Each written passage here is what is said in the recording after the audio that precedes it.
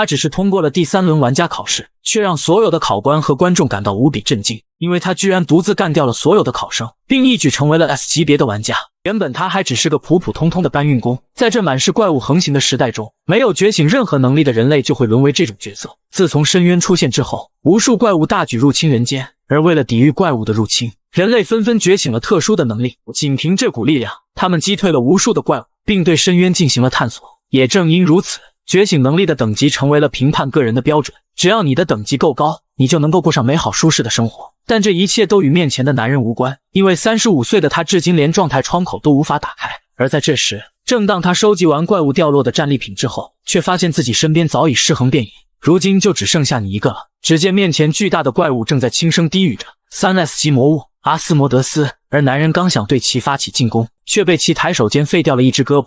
緊接着一道紫光瞬間洞穿了他的頭颅，一瞬間，男人往日的回憶便浮現在了眼前。他的人生中充斥着各種不幸，父母因為車禍喪生，自己也因沒能覺醒能力而飽受欺負，而他妥妥的就是一名失敗者。可他並不甘心就這麼窩囊的死去。就在鮮血滴落的那一瞬間，他滿足了覺醒能力的條件。下一秒，一道大門緩緩出現在他面前，緊接着一個白色人影映入眼簾。與此同時，此刻的怪物就如同靜止一般。正當男人一臉疑惑之際，這時的人影開始了解釋，他叫做王，是男人打開的大門將他召喚到了這裡，而從現在開始，他將賦予男人王的全能，因為他看中了男人擁有堅強的意志力和毅力，於是便選擇了他。下一秒，一道白光亮起，還沒等男人反應過來，只見他開口喃喃道：終有一天你會知道一切，我們一定會再次相見的。伴隨着一道紅光亮起，等他再次睜開雙眼，迎接他的卻是一記重重的耳光。正當他還沒搞清楚怎麼回事時，只見一旁的狀態窗口引起了他的注意。現在難道是16年前嗎？此刻的他不禁放声大笑起来。下一秒，只見他重重地朝着短髮男揮出一拳，當場就將他擊飛了數十米遠。既然能夠看到狀態窗口，那麼這就意味着如今的我也是覺醒者。與此同時，只見一旁的兩人正揮舞着拳頭向他攻去，而他僅用一拳一腳便将他們瞬間擊飛。畢竟在這35年以來，他無時無刻不在鍛鍊着身體，並且掌握了深淵和各種魔物的信息以及戰鬥的技巧，所以面对這些沒有接受過訓練的家伙，他根本就是胜券在握。不到片刻，他便將兩人收拾得服服帖帖。可就在這時，一旁的裴賀珠正緩緩站起身來，緊接着使用了他的 C 級能力石化，能夠將自身皮膚變成堅硬的石頭。下一秒，只見其一拳朝着男人迎面襲去，男人勉強側身躲過，可隨後他便凌空躍起，緊接着重重地砸在地上，但卻撲了個空。與此同時，男人一個瞬身來到他的身後，隨後朝着他的臉部揮出重重一拳，可卻被他的石化抵擋下來。就在男人愣神之際，賀珠一記重拳當場將他擊飛數十米遠。此刻男人進入了濒死之際，你可真是太弱小了，如今你是想逃跑呢，還是說想要使用技能掙扎一番？对所有的覺醒者而言，擁有的技能和等級是至關重要的。F 級就與普通人差不多，如果是 S 級別就可以被稱為怪物般的存在，因為他們的身體能力和技能将會呈指數上升，而他所擁有的不僅是從未見過的技能，甚至還是最低級的 F。雖然面對擁有 C 級能力的賀珠沒有任何勝算，但他能夠感覺得到自己絕對會贏。面對緩緩起身的男人，此刻的賀珠表現得非常震驚，這家伙難道真的覺醒了嗎？這就是捕食嗎？他能感覺到魔力正在體內流動。下一秒，只見賀珠揮舞着拳頭猛然朝着他發起了進攻，而男人只是輕輕抬起右手，兩股能量便相互碰撞在了一起。隨後只見賀珠身上的石頭正在慢慢消散，伴隨着男人猛然發力，一瞬間賀珠身上的能力便被吞噬殆盡。這下應該結束了吧？緊接着前方響起提示，捕食已經完成，捕食結果自身等級提升到了1級，同時增加一項新的技能石化。他明明觉醒的是最垃圾的 F 级天賦，卻能以凡人之躯比肩神明，因為他不僅能夠掠夺別人的天賦，甚至能将所有異常狀態技能都无效化。就在收拾完3人之後，畫面一轉，此刻他正將3人送往了校医務室。在經過片刻的治療之後，他便轉身離開了這裡。就連他也沒有想到，自己居然會覺醒天賦擊敗賀珠。天賦捕食，在前世即使訓練一輩子也無法提升的等級，如今卻因為一場戰鬥而獲得了提升。雖然他是最低級的 F， 但他的威力遠遠超過了 C 級，甚至還能掠奪他人的天賦。而他很是好奇，王為何要給他這種力量，以及讓他回歸的原因究竟是什麼。不過目前最重要的還是要弄清楚捕食的具体能力。自從他的父母去世之後，他便一直寄宿在叔叔家中。此刻他正打算收集有關這種類型天賦的信息，可眼前的一幕卻讓他愣在了原地，因為一群家伙正站在他的面前，居然是黃在英，可是你不是应該待在學校才對嗎？望着地上散落的紙盒，男人瞬間明白了一切，這家伙居然跟一群惡霸混在一起。此刻只見一旁的黃毛開口喃喃道：如果你不想挨打的話，就當作無事發生。下一秒，只見男人一記重拳朝他襲去，就在眾人愣神之際，男人果斷舉起右手对其使用捕食技能，可卻被提示無法使用。與此同時，黃毛一記直拳將他瞬間擊飛，緊接着只見三人同時發動了能力，下一秒3股能量便朝着男人迎面撲來，當場將其命中。區區一個非覺醒者居然敢如此放肆！可就在這時，捕食技能成功發動，確認能力捆綁、毒素、出血，他以不可思議的能力抵禦了進攻，居然還能將能力無效化嗎？隨後只見其一拳將他擊倒在地。雖然他並不知道發生了什麼，但可以確定的是，捕食的確很強。不到片刻，男人便將他們收拾得心服口服，而從中他也學到了2件事情。第一則是，只有覺醒者才擁有狀態窗口，雖然他記錄了覺醒者的詳細信息，但並不是所有的都會展示出來。第二，捕食與其他技能不同，魔力並不是影響技能的唯一因素，而且捕食似乎還存在着被動效果，它能夠将異常狀態類型的能力无效化。至於猜測是否正確，就需要通過以後的測試來確認了。與此同時，只見表弟猛然朝他跪下，隨後表示他正在反省自己的行為，並決定從今往後跟隨男人的腳步，而這可把男人整不會了，並且今天還會發生一件重要的事情。於是男人當即便原諒了表弟，那麼你就跟我去做件事情吧。另一邊，在一處禁地，只見眾人正表現得一臉震驚，因為此刻正發生着門破現象。門破與深淵連接的通道突然打開，造成大量怪物入侵人間的現象。距離上次發生這種現象已經過去了10年之久。雖然此刻的2人表現得十分驚慌，但他卻示意他們不用擔心，因為他的天賦可是 B 級的結界，而且這次門破的等級是 C 級，也就是說怪物最高的等級只有 C。即使發生了意料之外的事情，但這對於擁有 B 級天賦的他們來說，完全就是可控的狀況。與此同時，只見2人正朝着禁地趕去，而只有男人深知，這次的門破等級並不只是簡單的 C 級。另一邊，此刻的長官也察覺出了不太對勁，這些 C 級的怪物到底是如何攻破 B 級結界的？就在这時，只見門破中突然湧入大量的巨型魔物，而顯然 B 級的結界根本無法阻擋他們前進的步伐。一級魔物巨魔，而他們還沒反應過來，就被一股猛烈的火焰瞬間吞噬殆盡。與此同時，這時的表弟很是好奇，男人到底是如何得知門破等級會上升一事。為了隱瞞自己是回歸者的身份，於是男人便告訴他是因為直覺。就在這時，只見一大群魔物正朝着人群瘋狂湧入。還記得我讓你去做的事情嗎？現在就是最好的時機。可是你應該怎麼辦呢？當然是解決掉他們。就在他決定消滅這群怪物之後，另一邊高層收到了通知，當前的門破現象提升到了1級，而如今能夠解決此事的1級覺醒者只剩下最後一位，1級天賦光劍安賢珠。畫面一轉，此刻的男人正在阻擋着怪物的進攻，僅憑自身的捕食天賦，他很快便将周圍的魔物消滅得一乾二淨。而他發現捕食的發動似乎與疲勞值有關，當疲勞值大於70時，技能便無法發動。大部分的技能都是基於魔力發動的，但這並不意味着你只需要擔心魔力，還有疲勞。當使用技能時，它便會增加，疲勞值越高，將會導致技能威力的下降以及體能的流失。不過令人感到意外的是，它能夠通過吸收死去的魔物來恢復魔力，而且更重要的是，此刻它的等级来到了D级，捕食和石化也都提升到了D级，越是使用捕食，它就變得越強。按照這麼發展下去，男人遲早會成為世界最強的存在。正當他準備朝着表弟的方向趕去時，一頭巨大的魔物從天而降，伴隨着賢珠高舉着光劍，下一秒，只見其猛然揮出一劍，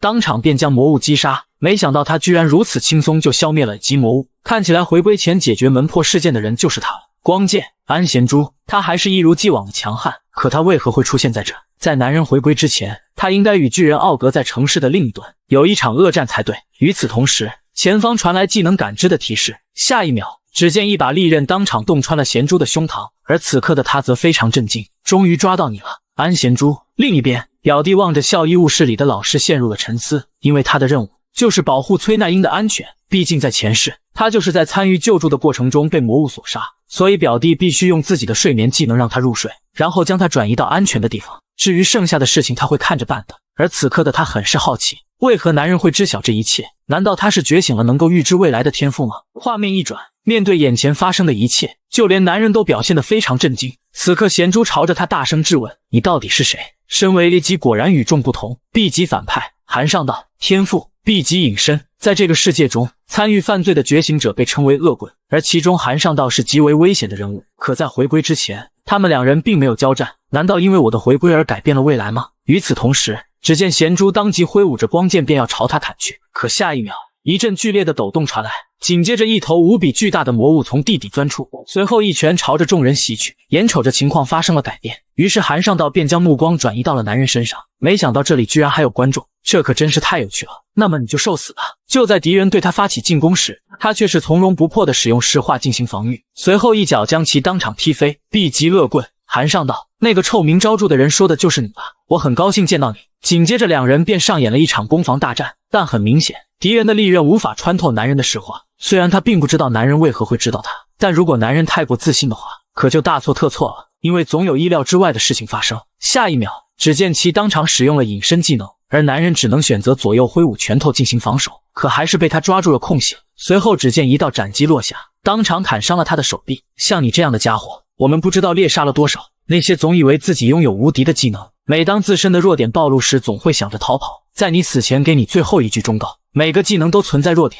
就在敌人一頓猛烈的輸出之後，此刻男人身上的石頭已經所剩無幾，看起来石化並不能阻擋所有的進攻，在连續的进攻下，石化就會變得脆弱不堪。這家伙難道一早就看出來了嗎？不過正如預料中的那樣，男人的身體能力果然不是一般的 D 級，他甚至能跟 B 級進行肉搏。那麼是時候該結束測試了。與此同時，只見敵人猛然對其發起了進攻。我之所以跟你應戰是有原因的，因為我要掠奪你的技能。下一秒，只見其猛然發動隱身技能，隨後便在男人四周進行徘徊，而男人只是輕輕舉起左手。不是你說的嗎？每個技能都有弱點。他在使用多次捕食之後就發現了這個問題。可意外的是，沒有任何一只怪物能夠逃過捕食。換句話說，無論你逃到哪裡，你都無法躲避捕食。下一秒，只見敵人便被他當場吞噬。與此同時，此刻的安賢珠正躺在地上奄奄一息，面對巨人的進攻，他也毫無還手之力。就在這千鈞一髮之際，只見男人一個瞬身將其救下。這麼快就躺下了，你可真是太舒服了。畫面一轉，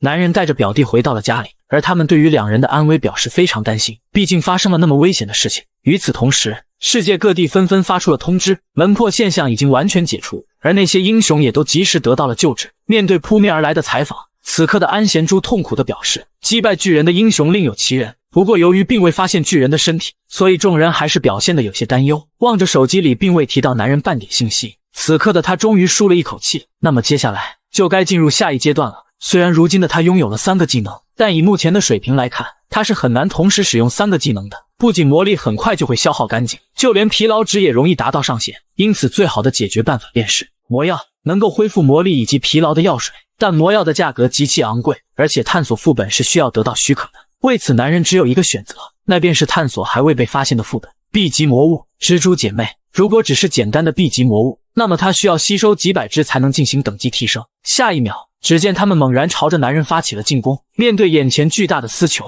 男人從容地使用捕食进行抵禦，而接下来便進入了吸收魔物的时刻。伴隨着男人的吸收，他再次獲得了一項新的技能麻木。另一邊，畫面來到了玩家協會，玩家能夠探索副本、清除副本，為了達到目的而被批准使用技能的覺醒者。目前 H 國存在5大勢力，其中就擁有最強的4大公會，以戰鬥為主的戰士，以煉金為主的工匠，以魔法為主的法師，以收集信息為主的夜行者，以及包括4大公會所有玩家都公認的機構 H 國玩家協會。而面前的分別是夜行者公會會長 S 級玩家於雅英，玩家協會會長 S 級玩家池珍熙。但目前最棘手的便是惡性公会。惡性公会成員都佩戴着3顆骷髏的戒指，他們到處燒殺搶掠，而最近他們盯上了玩家。可是你找我來这並不是為了這件事吧？當然，有件事情我想聽聽你的意見。我記得你當初是在19歲時就通過了玩家測試，那麼你認為一個高中生能夠擊敗那些魔物嗎？與此同時，男人正在與煉金術公會進行着聯繫，因為他想要購買一些魔藥。就在門破事件過去之後不久，學校很快便迎來了再度開放，而在此期間，男人一直通過鍛鍊提升着身體素質，以及清除副本積攢魔石。憑借多天積攢下來的魔石，男人成功的成為了煉金術行會的超級貴賓。與此同時，經過多天的鍛鍊，男人的各項技能都提升到了 C 級，就連他自身的等級也都提升到了 C。不過即便如此，他依舊有着很長的路要走。此刻眾人皆表現得一臉震驚，畢竟擊敗了賀珠等人可是會出大問題的。就在這時，只見一夥人正朝着男人緩緩走來，而來人正是賀珠等人的老大 S 級覺醒者李正宰。他是泰山集團的第3代繼承人，曾贊助過泰山學院，同時也是學院各大校霸的老大，並且唆使賀珠等人欺負男人的罪魁禍首。就是這家伙。不過你來這裡是有什麼事嗎？你這該死的家伙！聞此，他背後的手下當即破口大罵。可下一秒，只見一记拳頭瞬間将他擊飛。這裡還輪不到你說話。緊接着他便将矛頭指向了男人。我知道你擊敗了賀铸，但你可不要太囂张了。你應該清楚知道站在你面前的是誰吧？看起來這就是 S 級覺醒者的實力嗎？果然與眾不同。而此刻的男人很是好奇，他將如何應對捕食呢？就在這時，一道聲音制止了他們，居然是林雅音。她可是學院公認的 S 級天才，她有着极高的学识和地位，在未來她将成為 SS 級別的玩家。但她有個不好的缺点，那便是性格非常的倔強，只要是她認定的事情就無法改變。面對林雅音的出手制止，此刻的他表現得有些許不滿，眼瞅着两人即将在這教室裡動手時，下一秒李正宰便识趣地離開了這裡。可隨後，只見他猛然朝着李雅音發起了進攻。就在雙方即將開戰時，一旁的廣播卻傳來了通知，玩家協會將在大廳舉辦一場特別講座，請所有學生立刻前往大廳會合。居然是玩家協會嗎？在片刻的思索過後，李正宰便決定先行前往大廳。這下你該安全了吧？金太賢，你還愣着幹嘛呢？沒聽到要去大廳會合嗎？聞此，李雅英當即呆愣在了原地。畫面一轉，此刻的眾人正在議論紛紛，這次的講座主題到底會是什麼呢？與此同時，台上的大叔開始了自我介紹，我叫做高太旭，而他來到這裡只有2個原因，第一則是為了門破現象進行教育培訓，第二則是為了告訴你們有關玩家協會測試變更一事。至於 H 國玩家協會會有着怎樣的未來，就掌握在你們這些新人手裡了。就在部長宣布玩家考試有所變更之後，此刻众人開始七嘴八舌地議論起来。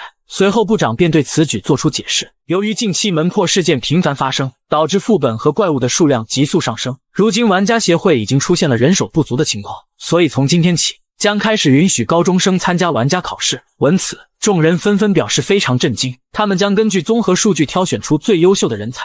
而男人一眼就看出他在說謊，雖然這次考試的確允許高中生參加，但其實選拔早已開始，那便是通過高太旭自身的技能洞察之眼，他能夠看到所有人的能力数值，甚至在集中注意力的情況下可以看到他人的狀態窗口。而部長對此很是滿意，因為這裡的數据比其他地方好上很多，有許多能夠成為玩家的家伙。不過最令他吃驚的便是面前的两人，雖然他曾收到過夜行者給出的推薦名單，但沒經過訓練的覺醒者居然會擁有這麼高的數值，這下可真是撿到寶了。就在這時，李正宰卻提出了自己的觀點，既然是有關於玩家考試的內容，那麼這裡有個人不適合站在這裡。玩家考試只有覺醒者能夠參與，也就是說，像他這樣的非覺醒者根本就沒資格站在這裡。力量並不代表着玩家的一切，覺醒的等級擁有應對各種突發狀況的能力，以及有關深淵的龐大知識。為了成為一名合格的玩家，需要測試各項的能力，但這些考試都是基於覺醒者的前提。對於非覺醒者而言，這無異於在傷口上撒鹽。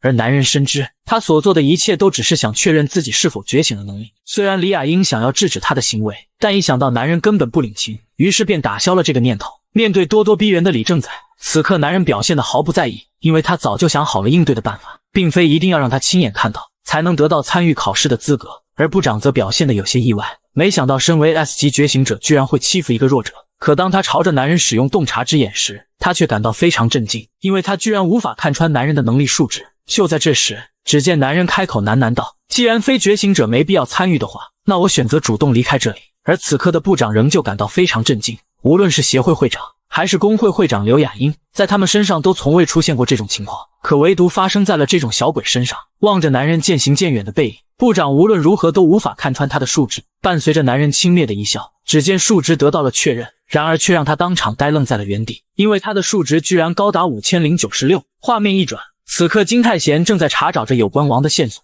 然而李正宰的小弟們卻找到了他，並表示他最好乖乖跟來，如果我表示拒絕呢，你還有未開餐馆的阿姨吧。聞此，男人的眼神瞬間凌厲了不少，如果你不聽話的話，可是會拖累別人的。下一秒，只聽一聲巨響傳來，圖書館內瞬間化作一片狼藉。我再問你最後一遍，李正宰在哪？就在得知了李正宰的位置之後，此刻男人來到了一處室內，而一旁的光頭保鏢卻表現得非常驚訝，因為他從一開始就在釋放狀態異常技能，但卻對男人沒有任何作用，並且這種程度的抵抗能力至少是 A 級以上的覺醒者。果然就如同李正宰猜測的那樣，他已經覺醒了能力。而李正宰此番叫他前來，其實是為了拉攏他加入自己的陣營。他打算畢業之後自己創立一個工會，為此他需要大量優秀的人才，但不是像裴賀秀那種三流貨色，而是像你一樣的家伙。隨後他便朝着男人示意，忘掉以前那些不愉快的事情，成為他的忠實部下，那樣的話你和你的家人們都會過上美好的生活。可男人卻對此嗤之以鼻。無論是財富還是名譽，這些都不是他想要的，而你將會為越線的行為付出慘痛的代價。眼瞅着男人非常的不配合，於是李正宰當即便爆發出一股兇猛的火焰。與此同時，一旁的保鏢連忙築起一道結界，這樣的話，外頭的人才不會注意到這裡面的動靜。隨後雙方展開了尤為猛烈的攻勢，伴隨着兩者揮出全力一擊，下一秒，強大的力量瞬間將兩人分開。可男人還沒反應過來，就被李正宰一記鞭腿擊倒在地。一瞬間，一口鮮血猛地噴出。這下你終於知道自己的分量了吧？面對眼前的一切，此刻的光頭保鏢陷入了沉思。那個孩子應该是身体强化技能類型的1级覺醒者，他擁有很強的戰鬥能力和精神力，一般的普通人都不会是他的对手。但很可惜，今天遇到了他，被稱為才华结晶體的 S 級覺醒者李正宰。金泰賢無論如何也贏不了他。而就在這時，光頭卻察覺出了一絲異樣，因為男人漸漸跟上了他的速度，甚至一拳徑直擊中了李正宰的面門，當場將他擊飛數十米遠。此刻就連光頭都覺得難以置信，少爺居然被打得毫無還手之力。而這時的李正宰也發現了不太對勁，因為自己的身體根本無法動彈，這到底是怎麼回事？難道他的技能並不是強化戰鬥能力嗎？看起來終於發揮作用了。當初金泰賢通過捕食獲得了3種技能：石化、隱身以及麻木。不過一開始他並未使用所有的技能，畢竟 C 級的麻木無法穿透 S 級覺醒者的抗性，而且火焰攻擊的範圍很廣，所以導致他無法使用隱身。最後捕食作為壓箱底的技能不能隨便亂用，於是他選擇了最為保險的辦法，那便是通過近戰增加李正宰身上的麻木毒素，通過持續的攻擊讓毒素滲入體內，就算是 S 級別的覺醒者也無法抵抗，最終便会造成无法抵抗麻木毒素的局面出現。望着男人緩緩走近的身影，此刻的光頭感到無比震驚，這家伙簡直就是天才，居然靠正面戰鬥超越了等級差異。不過這場戰鬥並未結束，只見李正宰開口喃喃道：“我承認你的確很強，但是我可不会被你這種家伙擊敗。”緊接着只見他掏出一塊魔石，下一秒他便將其當場捏碎，隨後只見一頭火之巨人赫然出現在男人面前。接下來我要动。面對如此巨大的火之巨人，此刻男人也只能时刻进行着躲闪。就在巨人一击火拳袭来之時，只見男人纵身跃向空中，隨後揮舞着拳頭向其攻去，可巨人卻當即吐出一顆巨大的火球。下一秒，兩股強大的力量相互碰撞在了一起，然而火焰的威力還是略勝一筹，只見石化便被其瞬間擊碎。緊接着一聲巨響傳來，男人便被當場震飛數十米遠。與此同時，一旁的光頭一眼就看出這是少爺的 S 級技能火焰的心臟，可按照他目前的水平，根本無法發揮出該技能的真正力量。而他忽然想起少爺剛剛使用的魔石魔力增幅石，此物是用怪物的心臟精煉而成的東西，擁有能夠讓魔力瞬間暴增的能力。雖然這種東西可以讓他使用真正的 S 級技能，但由於魔力過於龐大，所以稍有不慎將會自取滅亡。然而李正宰對於光頭的提醒毫不在意，甚至使用火之劍讓其閉上嘴巴，畢竟區區一個保鏢還沒有資格命令他。就在這時，男人才剛剛站起身來，就慘遭火拳的重創。望着倒地不起的金泰賢，此刻的李正宰已然陷入了狂暴。見此情景，只見光頭當即奔向男人，並示意他如果還活着就趕快離開這裡。可沒想到的是，回應他的竟是一擊重拳。戰鬥還沒結束，我怎麼可能逃跑呢？隨後只見他當即喝下了一堆恢復藥水。果然不愧是我承認的 S 級覺醒者，既然如此，那我也要动真格了。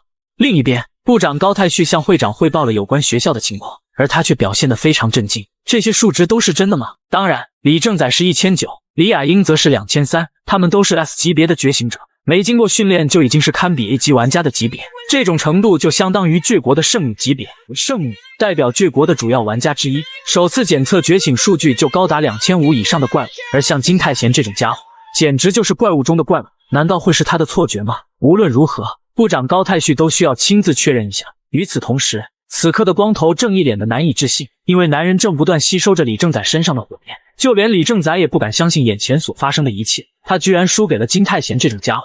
而他非常不甘地表示，自己可是泰山集團的繼承人，是 S 級覺醒者。面對李正宰的全力一擊，只見男人卻表現得毫不在意。你是什麼身份，跟我有什麼關係？我可是擁有王權之力的男人。就在男人使用王權之力後，只見無數紅色能量便將李正宰瞬間吞噬，伴隨着一聲巨響傳來，此刻體育場內頓時化作一片狼藉，而李正宰也無力地癱倒在了地上。不過男人很是意外， A 級玩家血熏道，沒想到在男人使用捕食技能時，他居然能把李正宰強行拖拽出來。不過好在男人獲得了他的技能。就在這時，光頭表示李正宰可是泰山集團的繼承人，如果再這麼繼續下去可是會出大問題的。但男人卻表現得非常淡定，難道你覺得我像是那種怕惹事的家伙嗎？不過他也沒有打算要殺掉李正宰，可是總得拿什麼東西來交換他的性命吧。既然是泰山集团的繼承人的話，那麼他的生命至少價值10億吧。與此同時，體育館內發出的巨響引起了眾人的注意，而李雅英一眼就看出這股魔力和火焰都是李正宰的能力。難道他是在和金泰賢戰鬥嗎？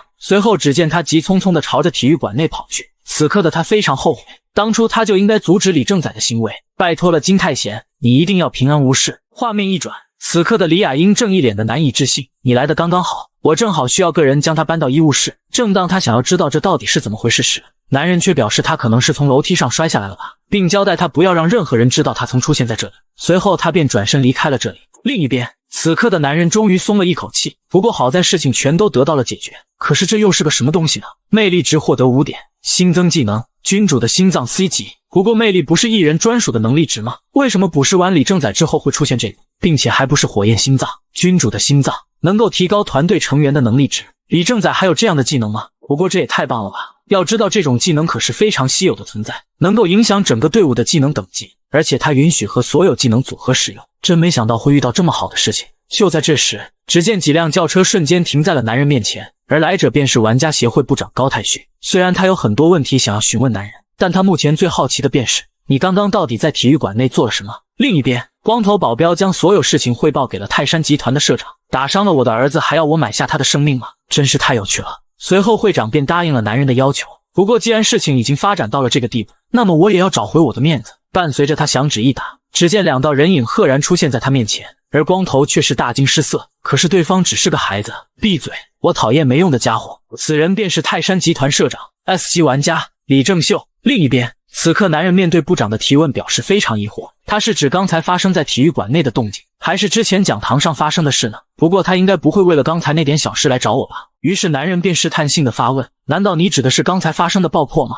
而部長對此表示否定，那種小事其他部門會接手處理的。聞此，男人瞬間底氣十足，隨後便朝着他開門見山的說道，既然你來找我，肯定是為了給我玩家考試的請帖對吧？你為什麼會這麼肯定呢？因為答案已經顯而易見了，不是嗎？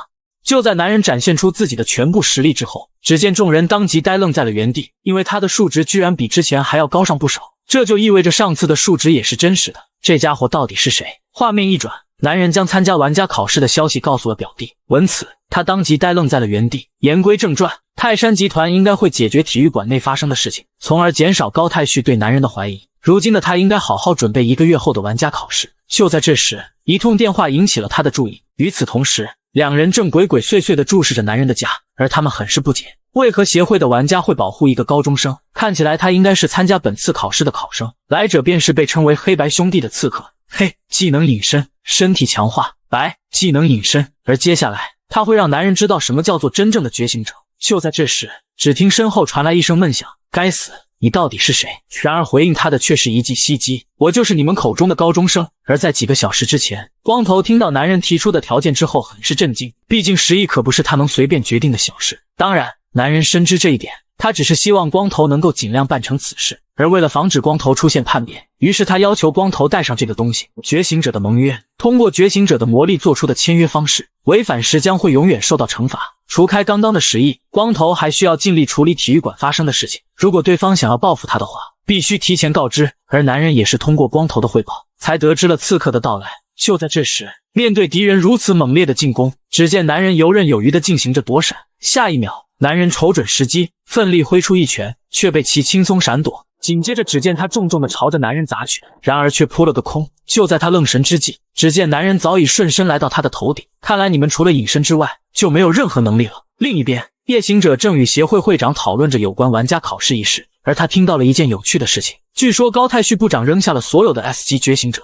親自去聯繫了一個孩子。難道你就不好奇嗎？他到底有多強，才會讓部長親自出馬？與此同時，兩人已經被男人收拾得服服帖帖，而他卻望着手中的紅光陷入了沉思。由於身體过載無法使用捕食，片刻之後，男人通知了部長過來進行收尾。不過你知道到底是誰襲擊了你嗎？但他卻表現得毫不知情，畢竟就算說出來了，他們也無法解決此事。難道參與者的名單遭到了洩露嗎？看起來要通知其他人加強保護措施了。而男人最擔心的還是無法使用捕食的問題，看起來還是需要提高一下自身的能力值吗？可提高能力值的辦法，要麼通過捕食魔物進行覺醒等級提升，要麼通過捕食覺醒者來提高覺醒等級，但那都需要用到捕食技能。該死，難道只剩下一個辦法了嗎？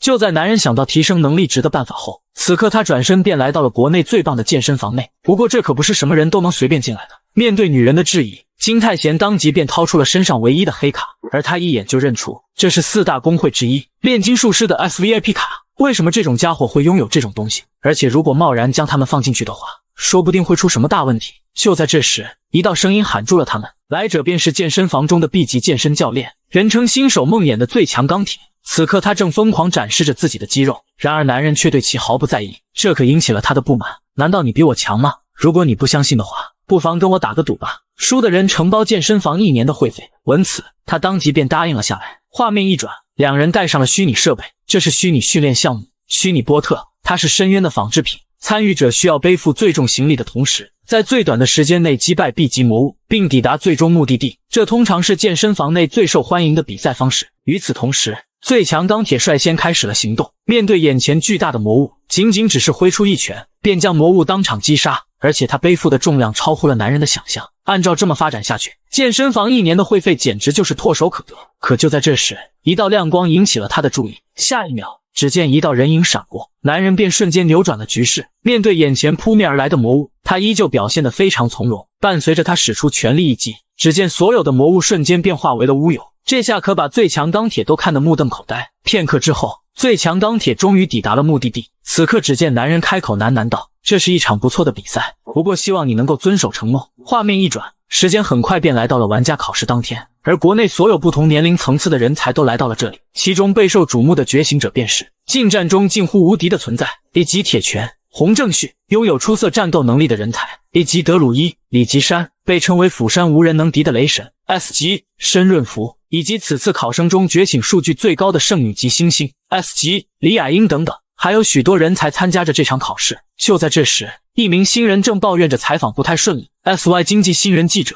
新記者如果錯過這次的採訪，那麼他將會失去這份來之不易的工作。正當他對此不知該如何是好時，只見男人緩緩出現在了他的視野。該死，人這麼多，讓參加者怎麼進去的？真是麻煩透了。就在完成了採訪之後，此刻金泰賢這才急匆匆趕到了考場，而考場內人山人海，顯得格外熱鬧。就在這時，只見李雅英一臉吃驚的表情，因為她沒有想到居然會在這裡遇到金泰賢，並且似乎有了某些變化。而男人則對此表示，他不過是稍微鍛鍊了一下罷了。雖然李雅英聽說男人覺醒了能力，但僅1個月，他的變化居然會如此之大。正當他想要詢問上次體育館內到底發生了什麼事，只聽一陣廣播響起：承擔未來的年輕人們，歡迎你們的到來，這裡將從覺醒者中挑選出適合成為玩家的家伙。第一場考試的規則便是收集，每個人胸前都擁有一個號碼牌，失去號碼的家伙將會立即落選，而擁有5個號碼牌的人將會脫穎而出。時間限制為1小時。下一秒，只見場內一陣抖動傳來，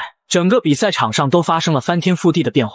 考試允許使用所有手段，但不能傷及性命。那麼現在考試正式開始，而眾人早已決定好了第一個目標，那便是 S 級覺醒者李雅英。但顯然他們低估了他的實力，僅一擊，眾人便被瞬間擊倒在地。就連屏幕前的监考官們都對此嘖嘖稱奇，真不愧是聖女級星星，果然實力非同一般。不過其他考生都比去年要好上不少，而其中最令人期待的便是釜山的 S 级覺醒者申潤福。因為考試已經過去了20分鐘，可卻依舊沒有任何人能夠靠近他。就在眾人討論着李雅英和他究竟誰更勝一籌時，此刻部長正注視着金泰賢的動向，畢竟他展現出了那麼驚人的數据，如果是他的話，一定能夠擺平這個考試。拿出你的全部實力吧，金泰賢。然而他卻被眼前的一幕嚇了一跳，因為金泰賢正和1級覺醒者洪正旭打得有來有往。難道是我看走眼了嗎？金泰賢居然会被1級覺醒者壓制，並且一次都沒有躲開他的進攻。但很快他便理解了男人的做法。與此同時，兩人正打得有來有往，在承受住洪正旭一次又一次的進攻之後，此刻他忍不住朝着男人發問：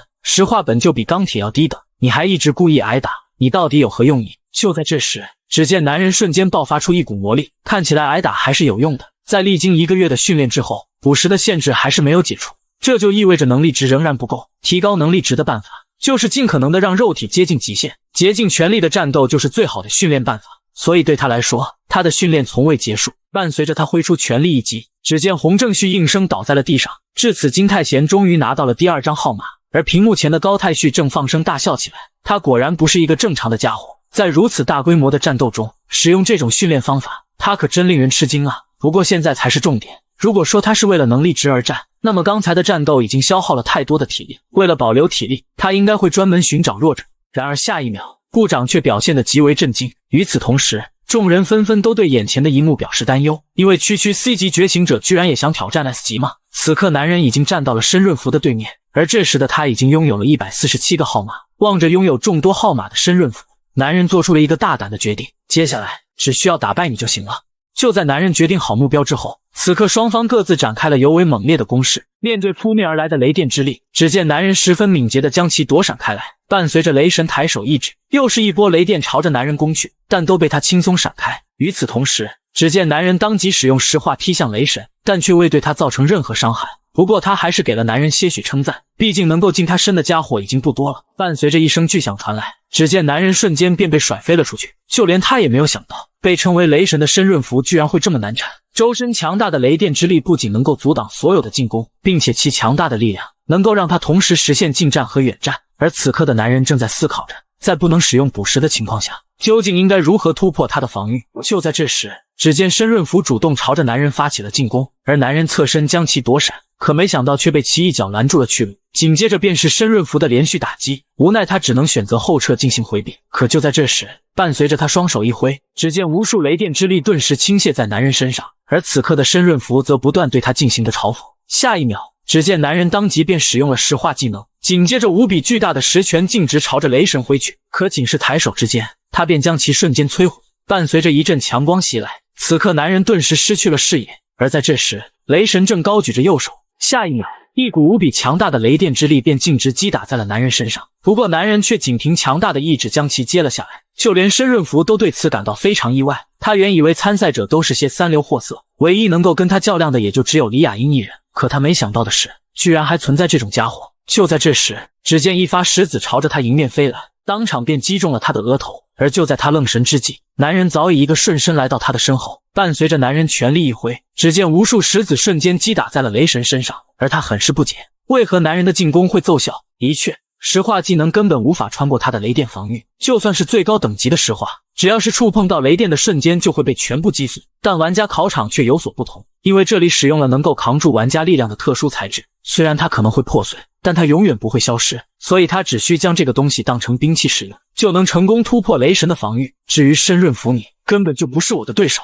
就在男人一拳解決完申潤福之後，此刻眾人開始議論紛紛， C 級居然幹掉了 S 級覺醒者，這個金泰賢到底是何方神聖？而一旁部長懸着的心終於放下，他可真是個厲害的家伙。下一秒，部長的眉頭卻再度緊鎖起來。與此同時，望着面前掉落一地的號碼牌，這下他只需要等待考試結束即可。此刻只見一發冰錐朝着他迎面襲來，男人縱身一躍將其躲過，而他很是詫異，為何會突然出現冰塊呢？可隨後眼前發生的一幕卻讓他感到無比震驚。只見無數冰花瞬間將場地籠罩，不到片刻便形成了一個巨大的空間。而在這時，只見李雅英正朝着他緩緩走來。此刻男人很是詫異，為何他會突然出現在這裡？難道他觀看這場比賽已經很久了嗎？就在這時，他卻發表了自己的觀後感。他認為能力越大責任越大，沒有責任心的使用能力只會成為野蠻行為。金泰賢，你的確很強，就連他也沒有想到男人會以這種方式擊敗申潤福，所以你也是用這種方法打敗李正宰，對吧？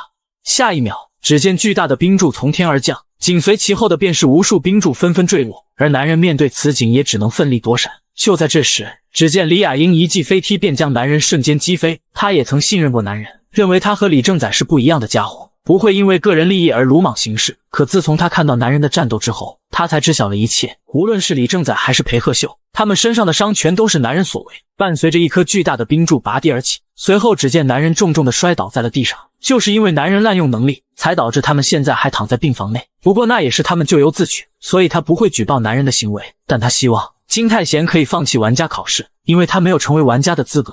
而男人則對此做出回應，一個連李正宰都無法阻止的家伙，在這談什麼力量和責任？到最後你想做的就只是淘汰我嗎？難道你在害怕我的力量嗎？聞此，李雅英當即便下定了決心。下一秒，伴隨着他緩緩凝聚魔力，只見一把巨大的冰霜之錘便出現在他手裡。金泰賢，你就到此為止吧。面對如此強大的魔力，此刻就連金泰賢也不知該如何是好。畢竟經歷過上百次的石化，如今早就喪失了他的能力，而隱身在這種大範圍攻擊下根本毫無作用。雖然君主的心臟已經完全發動，但在這種情況下也無濟於事。最糟糕的是，捕食仍舊無法發動，並且由於體力不足，根本無法在對戰中注入麻木毒素。如今只剩下最後一種辦法。此刻只見男人率先朝着李雅英奔去，伴隨着李雅英猛然揮出一擊，只見整個場內瞬間亮起一道白光。就在众人正好奇結果到底如何時，面前的一幕卻讓眾人呆愣在了原地。與此同時，伴隨着迷霧的消散，只見兩人的身影出現在面前，居然是 Kiss 吗？就在這猝不及防的一幕出現後，誰也不會想到，當李雅英猛然揮出巨錘時，男人居然會朝她撲去。而之所以要和他 kiss 的原因，完全是為了注入麻木毒素，釋放狀態異常類型的技能時，通過近距離進行內部釋放將會大大提高成功概率，所以金泰賢才會讓他吞下含有麻木毒素的血液。不過考慮到 S 級覺醒者自身的抗性，這算得上是放手一搏了。好在這個計劃成功奏效。就在這時，場內一陣廣播響起，第一場玩家考試結束，請各位考生待在原地等待。而在結束完考試之後，所有受傷的考生都及時得到了治療。李雅英雖然中了麻木毒素，但好在號碼沒有丟失，所以他也通過了玩家考試。至於金泰賢，雖然只得到了7個號碼，但由於他打敗了申潤福和林雅英，所以導致他成為了這次玩家考試的焦點。不過這個治療還是挺好用的，是否應該要補施一個呢？就在這時，只見申潤福突然朝着男人發起了進攻，就連他也沒有想到申潤福居然會出現在這。這下你應該無法使用那種卑鄙的手段。伴隨着他猛然發力，兩人便被瞬間彈開。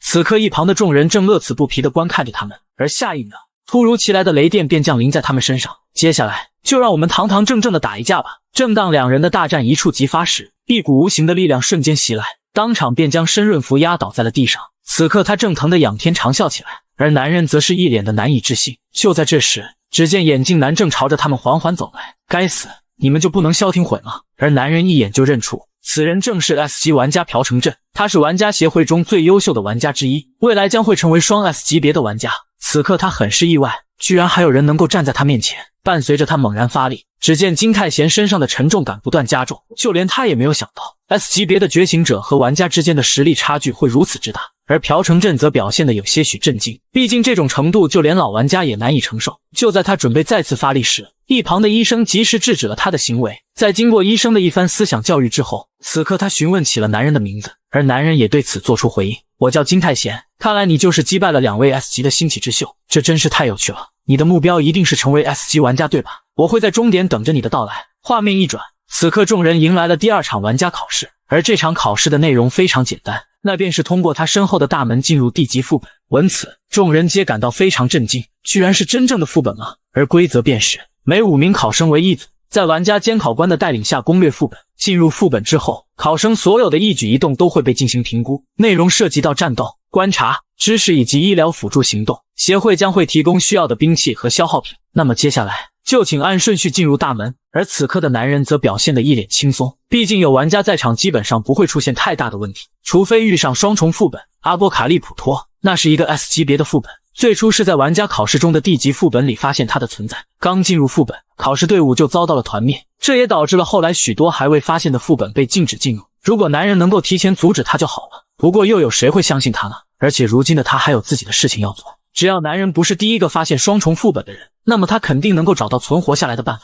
就在男人進入副本之後，望着站在面前的5人，此刻男人沉默了許久，因為這次考試的監考官是 A 級玩家馬濤學，同時也是第一個發現雙重副本的家伙。畫面一轉，進入副本的眾人幹勁十足，不到片刻便將面前的怪物消滅得一乾二淨，就連監考官都給予了他們很高的評價。雖然是第一次參加實戰，但大家的表現都非常不錯，得到玩家資格也只是時間問題。而此刻的男人則有些難以置信，為何他偏偏會進入到這支小隊當中？絕對不會出錯。馬濤學所佩戴的戒指，正是當初第一個發現雙重副本之人的物品。賢者之戒，等級獨一無二，各項屬性值提升10倍，而雙重副本的等級是 S。如今不能使用捕食技能的男人，碰上他絕对只有死路一條。為此他必須想個辦法，阻止他們發現雙重副本，而機會很快便降臨在他身邊。就在眾人糾結着選擇哪條道路時，只見男人率先朝着右邊道路跑去，這可把監考官嚇了一跳，畢竟擅自行動可是很危險的。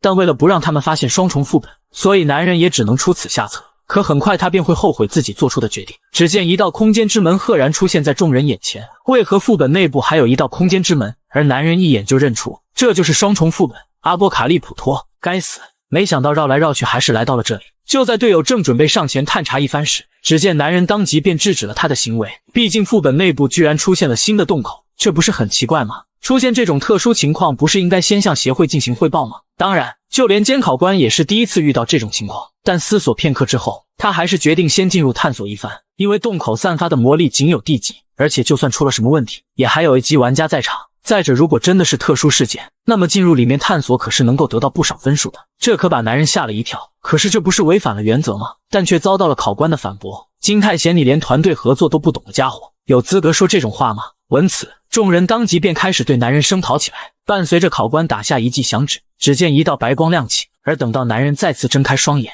卻被眼前的一幕嚇了一跳。因為這裡看起來並不像是D級副本。望着面前矗立着的巨大雕像，此刻眾人紛紛開始討論起來。就在這時，男人卻是示意他們閉上嘴巴，因為他們已經來了。隨後只見2道人影緩緩出現在他們眼前，而當看清楚他們的真實面目之後，此刻眾人紛紛陷入了恐慌之中，因為這居然是1级魔物死亡骑士。隨後考官當即朝着眾人示意，馬上進入作戰準備。下一秒，只見魔物猛然朝着他們发起了進攻，而众人則是側身將其躲閃開來。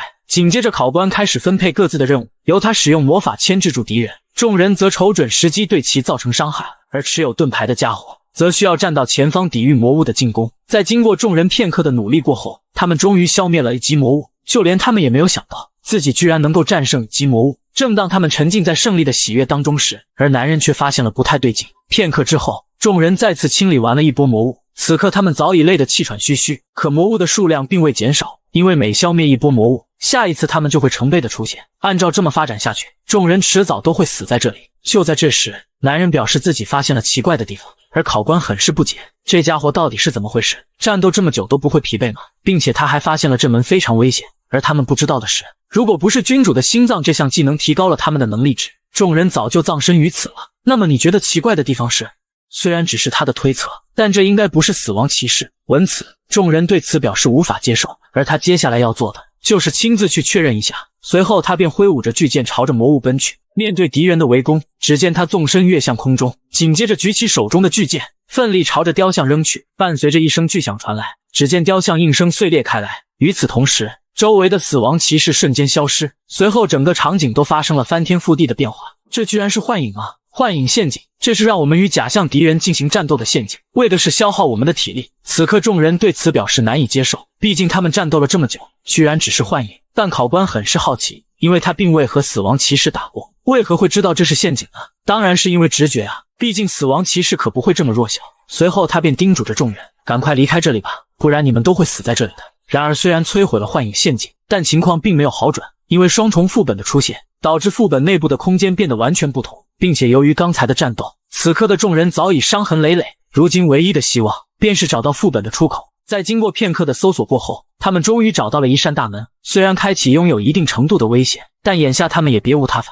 伴隨着大門的緩緩開啟，此刻的考官感到非常震驚，因為門內居然跪着一隻死亡騎士。正當眾人以為就此結束時，只見無數個死亡騎士緩緩出現在他們面前，隨後一陣火光亮起，頓時便照耀了整個房間。此刻眾人的身體止不住顫抖起來，因為映入眼簾的竟是無數隻死亡騎士。就在這時，前方響起一道聲音：該死的人類，你們終於走到了這裡，那麼接下来就開始進行決鬥吧。在真正的 S 級 BOSS 現身之後，此刻他要求着众人進行1對1的決鬥。望着面前浩浩蕩蕩的陣勢，眾人當即便陷入了恐慌之中。就在男人安慰着他們冷靜下來時，身後的3人早已被嚇得落荒而逃，畢竟他們寧願回到原來的地方，也不願意死在這裡。可隨後，只見死亡騎士朝着他們猛然揮出一擊，當場便重創了他們，而2人都被眼前的一切嚇了一跳。此刻只見男人朝着馬濤學大喊：由我來拖延時間，你快去尋找出口。可下一秒，馬濤學卻將其擊飛出了門外，緊接着使用魔法築起一道圍牆，而男人對此非常不解，他到底為何要這麼做的原因。此刻只見他開口喃喃道：他從始至終都想成為一名 S 級別的玩家，可無論他怎麼努力提升自己的實力，得到的卻是離自己的目標越來越遠。本以為只要解決完了雙重副本，他的夢想就會實現，但看起來是他想的太簡單了。面對死亡騎士的進攻，只見他抬手間使出一記 X 斬將其擊殺。此刻的他不得不承認，金太賢擁有成為 S 級玩家的潛力，所以他希望金太賢能夠帶着受傷的隊友們離開這裡。至於阻止這些魔物，是身為一個監考官該做的事情。然而望着面前倒地不起的隊友們，似乎他們已然失去了生機。就在這時，身後突然傳來一聲巨響，當他回頭看去時，只見一排排死亡騎士正站在他的面前，而監考官已然倒在了血泊之中。望着周圍淒慘的一幕，此刻的男人陷入了恐懼之中。與此同時，面前的死亡騎士緩緩抬起長劍，是否申請決鬥？就在男人愣神之際，他卻注意到了一旁掉落的戒指。這不是馬濤學的贤者之戒嗎？下一秒，只見死亡騎士猛然對其發起了進攻，而男人則是側身將其躲閃，緊接着俯身撿起了那枚戒指。如今的他唯有將希望寄托在戒指之上。就在他戴上戒指的那一瞬間，只見周身一股強大的魔力瞬间爆發，當場便將周圍的魔物消滅得一乾二淨，就連 BOSS 都被嚇了一跳。這股力量到底是什麼？此刻前方傳來提示，由於佩戴了贤者之戒，所有能力值提升时，滿足所有条件，腐蚀封印解除。此刻只見一股紅色能量迅速朝着四周散開，不到片刻，他便將周圍的死亡骑士吞噬得一乾二淨。與此同時，面對敵人的蜂擁而上，男人當即使用捕食進行抵擋，僅僅一擊就將敵人瞬間擊退。但光靠捕食也不行，畢竟吞噬掉他們需要10秒的時間，而在那期間，他必須使用自身所有的技能，利用一切進行戰鬥，只有這樣，他才能夠存活下來。可就在這時，一只紫色長矛径直降落在他面前，這可把男人嚇了一跳。隨後他更是被眼前的一切所震驚，只見 BOSS 緩緩凝聚魔力，下一秒，無數只長矛竟懸浮在他上空，緊接着紛紛朝着他直擊而下。為了躲避 BOSS 的進攻，於是男人只能選擇朝着前方跑去。隨後他便瞅準時機，拼盡全力朝着 BOSS 使用捕食技能。然而面對如此強大的能力， BOSS 卻僅是抬手間便將其當場消除。此刻的他承認，金泰賢的確很強，但僅僅只有這種程度而已。伴隨着 BOSS 揮出全力一擊，此刻的男人已然倒在了血泊之中，而他很是好奇，到底是誰給予了男人這種力量。隨後只見他當即使用騎士王的咆哮攻擊着男人，但卻被男人身上不知名的力量成功抵抗住了一部分的進攻。你不是普通人類，而他早就知道男人能夠听懂他們说話，於是他便再次發問，你的力量到底是什麼？伴隨着 BOSS 猛然發力，此刻的金泰賢已然陷入了濒死之際。而在這時，阿斯摩德斯的身影再次出現在他面前，望着周圍倒在血泊之中的隊友們，此刻的他忽然意識到，和那時候一模一樣，並沒有任何改变。他不知道捕食到底是一種怎樣的力量，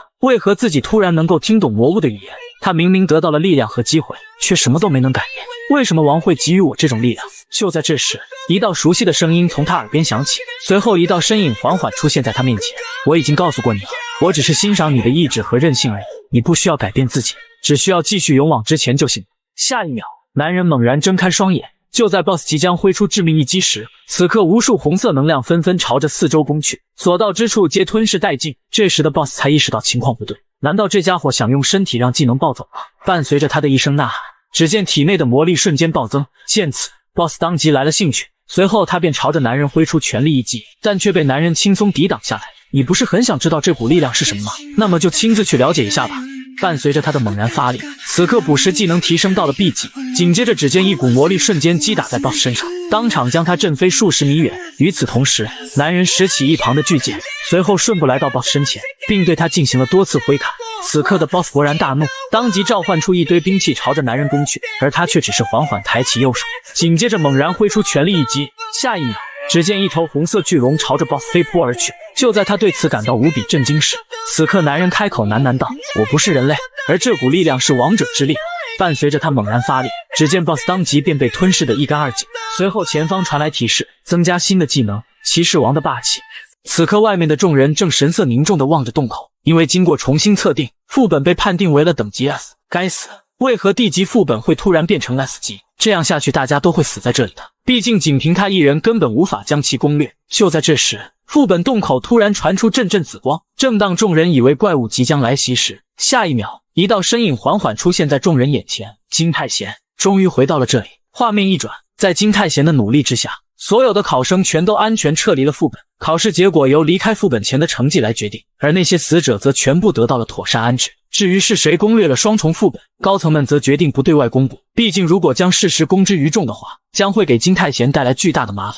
當然，面前的兩人深知這件事情的重要性。此刻協會會長朝着兩人發問，那麼你們認為他的實力如何？能夠獨自攻略雙重副本的家伙，既然他能夠獨自完成 S 級別的副本，那麼他至少是 S 級別的玩家。不過考慮到他目前的等級和 S 級相差甚遠，所以他的潛力不可估量。此刻兩人相互對視一眼，緊接着朝着會長脫口而出，那家伙很有可能成為國家級別的戰力。另一邊，此刻的金泰賢望着眼前的一切感到無比震驚，因為无数只怪物正站在他的面前。該死，這不是深淵嗎？就在這時，遠處一道人影正朝着他緩緩走來，而他忽然意識到，眼前之人正是王。與此同時，周圍的怪物響起了陣陣哀嚎，伴隨着王抬手一揮，下一秒，只見所有的怪物便被瞬間消滅得一乾二淨。而就在男人愣神之際，此刻前方傳来一道聲音：“我會一直等着你的，在深淵最深處的地方。”隨後，男人猛然從噩夢中驚醒，此刻的他感到一陣後怕，因為他清楚知道那並不是夢。而王說的話到底是什麼意思呢？就連 S 級魔物都非常害怕的捕食能力，甚至是能夠聽懂魔物的語言，這一切的疑點太多了，看來除了前往深淵之外，沒有別的辦法。此刻望着一排排等級為 B 的技能，果然不出所料，在和騎士王對戰時，他就意識到他的等級提升到了 B 級。如今他的能力值堪比 S 級別的玩家，按照這麼發展下去，他遲早能夠成為國家級別的戰力。就在這時，門外一陣響聲引起了他的注意，隨後一道陌生的人影緩緩出現在他面前。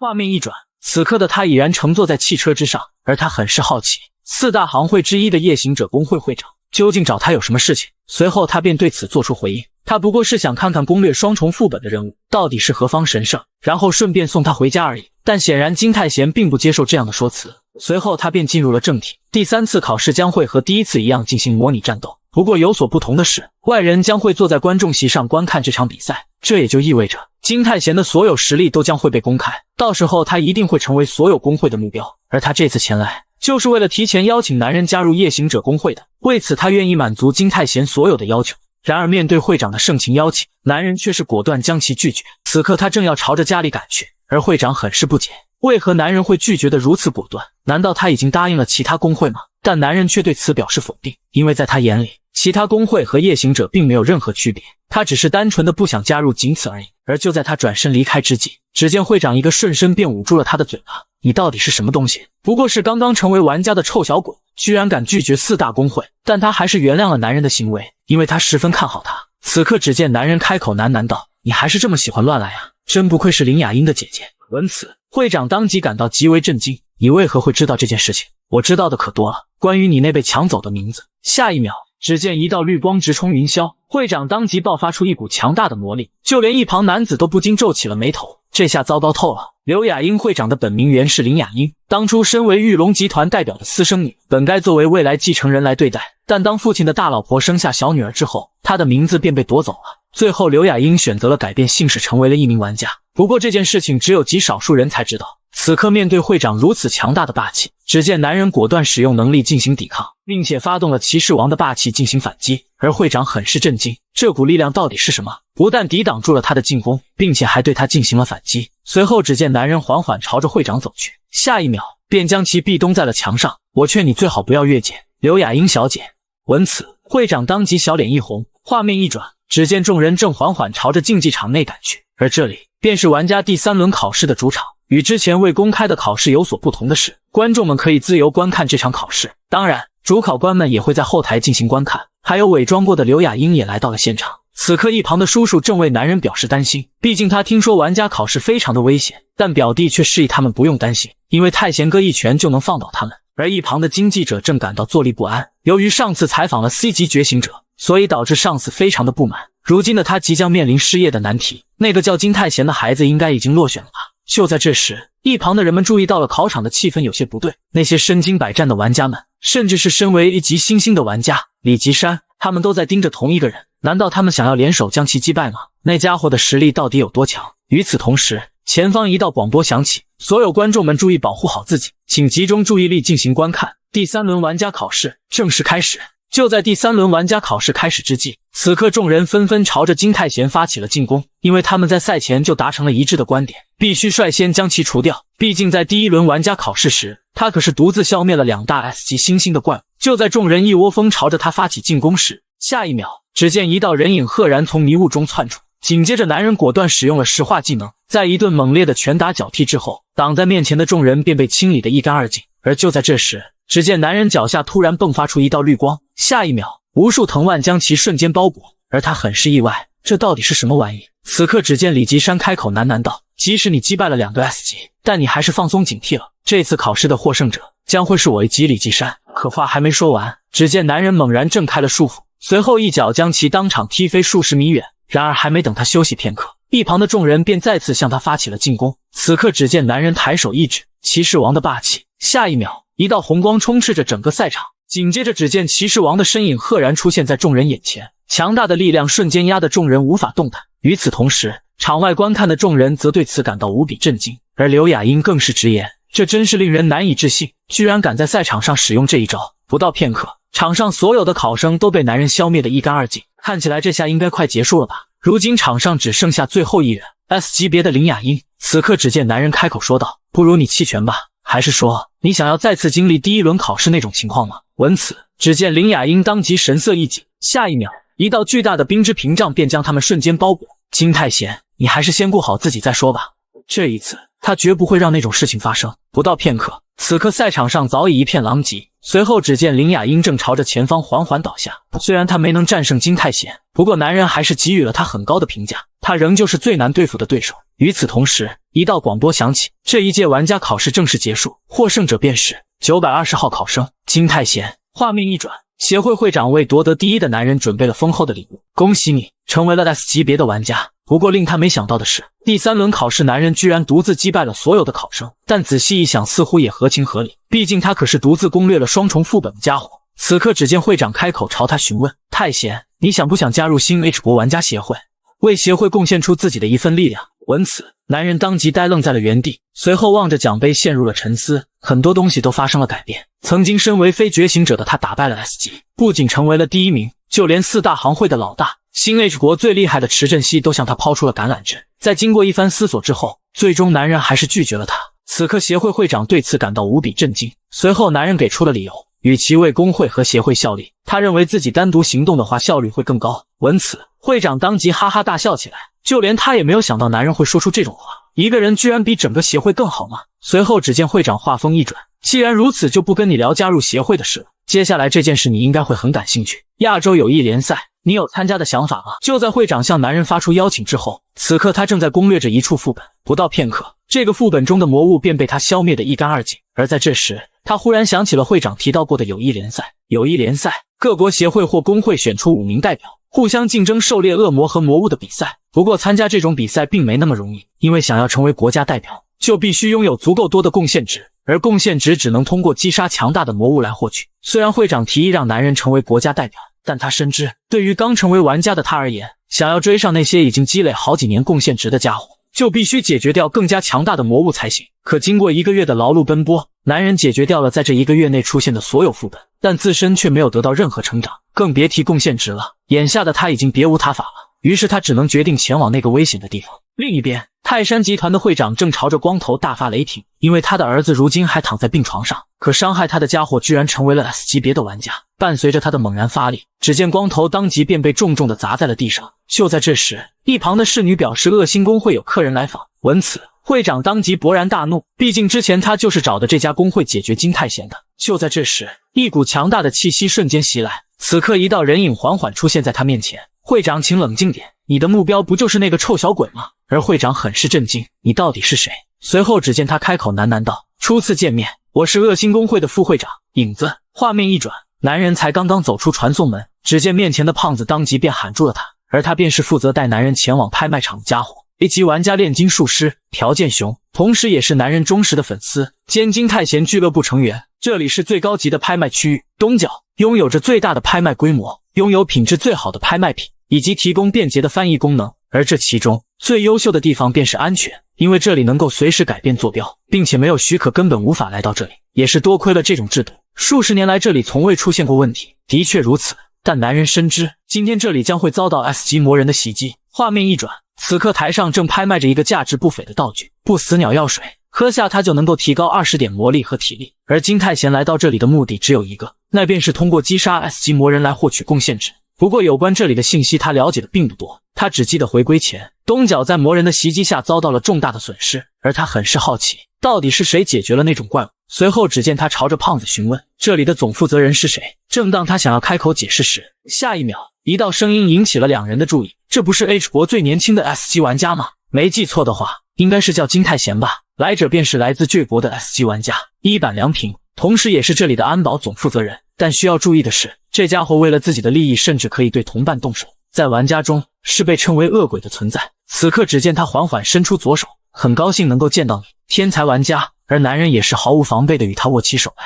下一秒，无數電流徑直朝着男人襲去，就連他也沒有想到，這家伙居然會使用如此手段，而此刻的他卻是感到无比興奮。沒想到你真的是 S 級。就在男人即將進行反擊時，他卻注意到了一旁的众人。此刻他們正面露难色地癱倒在了地上，而在這時，他卻鬆開了男人的左手，隨後俯身說道：“這下你應該明白了吧？即使是 S 級玩家也是有等级區分的。”雖然他不知道男人為何會來到這裡，但他奉勸男人不要亂來，最後繼續享受拍賣吧。望着他慢慢消失的背影，此刻的男人意識到，看起來事情比我想象中還要複雜。就在男人等待事件發生期間，另一邊，一群家伙正朝着管理室緩緩靠近，而為了保證管理室的安全，於是光頭帶領着众人对其發起了進攻。可僅僅一個照面，眾人便全都葬身在了老頭手上。此人便是來歷不明的 S 級魔人納蘭德拉尼魯。與此同時，一旁的手下正朝着他匯報情況。拍賣場上出現了變數，因為新 H 國中的 S 级玩家金泰賢出現在了這裡。我們接下來應該怎麼辦？此刻只見他開口喃喃道：“那種臭小鬼怎麼了？只要我還在這裡，就沒有任何人能夠躲過神的啟示。”下一秒，一聲巨響傳來，當場便炸毀了拍賣現場。緊接着，無數巨響傳來，兩棟建築紛紛遭到了嚴重的摧毀。此刻，就連男人都表現得極為震驚。雖然他知道這裡會遭到襲擊，但沒想到居然是好幾個地方呢。那些家伙到底是怎麼進入拍賣場的？不過眼下最重要的還是需要先對付那些魔人。就在魔人正示意眾人不要輕舉妄動時，下一秒，只見一道人影閃過，面前所有的魔人便被瞬間擊殺。此刻，男人朝着朴建雄示意，快去聯繫協會對這裡進行增援，而我則負責抓捕幕後主使者。畫面一轉，眾人正保護着已被客人拍下的商品。然而，伴隨着達克的一聲令下，雙方人馬便瞬間展開了廝殺。不到片刻，他們便紛紛倒在了血泊之中。此刻，只見達克一把拿起面前的物品，終於找到了鳳凰藥水，服用後可以永久提高20點魔力和體力。而他也終於明白為何尼魯會想要得到這個東西了，因為光是看一眼就能感覺到它蘊含着無比強大的力量。如果他能夠將其喝下的話，就在這時，一聲巨響傳來，隨後一位手下應聲倒在了地上，而他還沒反應過來，只見周圍的手下接二連三被當場擊殺。這時的他才反應過來，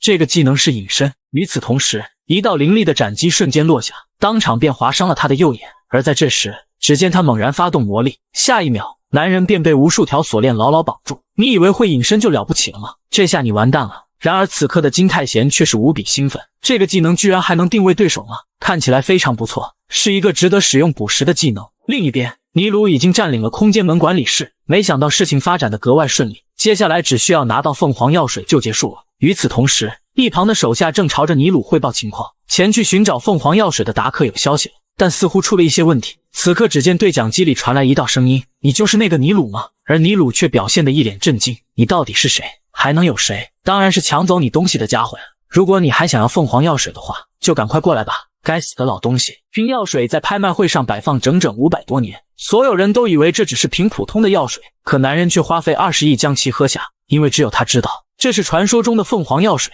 使用者能夠永久提升20點體力和魔力。就在男人朝着老頭發出挑戰之後，此刻只見他將手中的鳳凰藥水一飲而盡，下一秒，他的體力和魔力便瞬間得到了提升，就連他也沒有想到這玩意的效果會這麼好。不過這下終於不用擔心他會被壞人搶走了。與此同時，只見梁平帶領着一行人緩緩趕到了這裡，而此刻的眾人則對此感到無比疑惑，因為他們通過通信的位置來到了這裡，但卻沒有發現任何人的蹤跡。就在這時，只見梁平開口喃喃道：“他不就正站在我們面前嗎？快現身吧，金泰賢！”此刻男人緩緩出現在眾人眼前，沒想到我隱藏得這麼好，還是被發現了。而梁平很是好奇，為何身為 S 級別的玩家會出現在這，但男人並未對此做出解釋，反倒是你，身為護衛總負責人，為何會在這個時間出現在這？他則解釋自己正在尋找一件東西。聞此，男人當即知曉了事情的來龍去脈，難怪他會覺得不太對勁。這裡擁有這麼多優秀的玩家，卻沒人能夠發現敵人已經入侵了，而且進入這裡是需要許可的。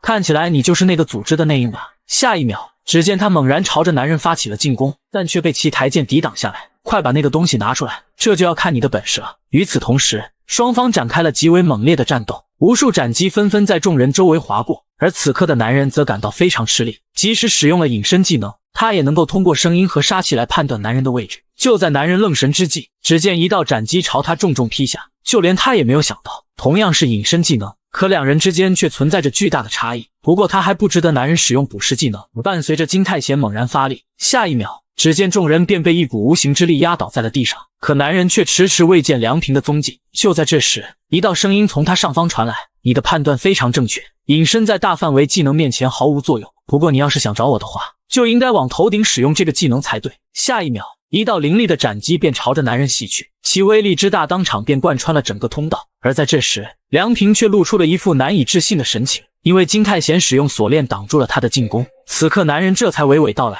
剛才的霸氣並不是為了找到他的蹤跡，而是為了限制他活動的範圍。下一秒，無數鎖鏈便將梁平牢牢捆住，隨後只見男人猛然揮出一拳，這下該結束了吧。同樣是身為 S 級別的玩家，可兩人之間的實力卻有着巨大的差異，因為他可以通過献祭人類的數量和質量來召喚出某種等級的怪物。就在金泰贤解決掉梁平之後，此刻他們一行人都被男人用鎖鏈牢牢捆住，而他很是好奇，身為 S 級別的玩家居然会做出这種事情。隨後只見男人一腳將其踹飛數十米遠，別浪費時間了，快說出尼魯的所有信息。如今各國的協會都派出了增援部隊，只要他們抵達這裡，你們就全完了。然而梁平卻露出了一臉壞笑，你果然什麼都不懂。另一邊，此刻兩人正在商討着作戰計劃，然而煉金術行會的會長卻一臉焦急地出現在他們面前，而他很是不解，為何還不派出增援部隊前往東角。此刻只見協會會長開口向他解釋，剛出現狀況時，他第一時間就派出了增援部隊，隊伍是以朴成鎮為首組成的精英部队。可問題是，目前他們根本無法前往那裡，因為東門的管理室被佔領之後，所有的傳送門都遭到了封禁。不過不用擔心，畢竟現場還有2位 S 級別的玩家，只要他們能夠堅持到我們打開傳送門就行了。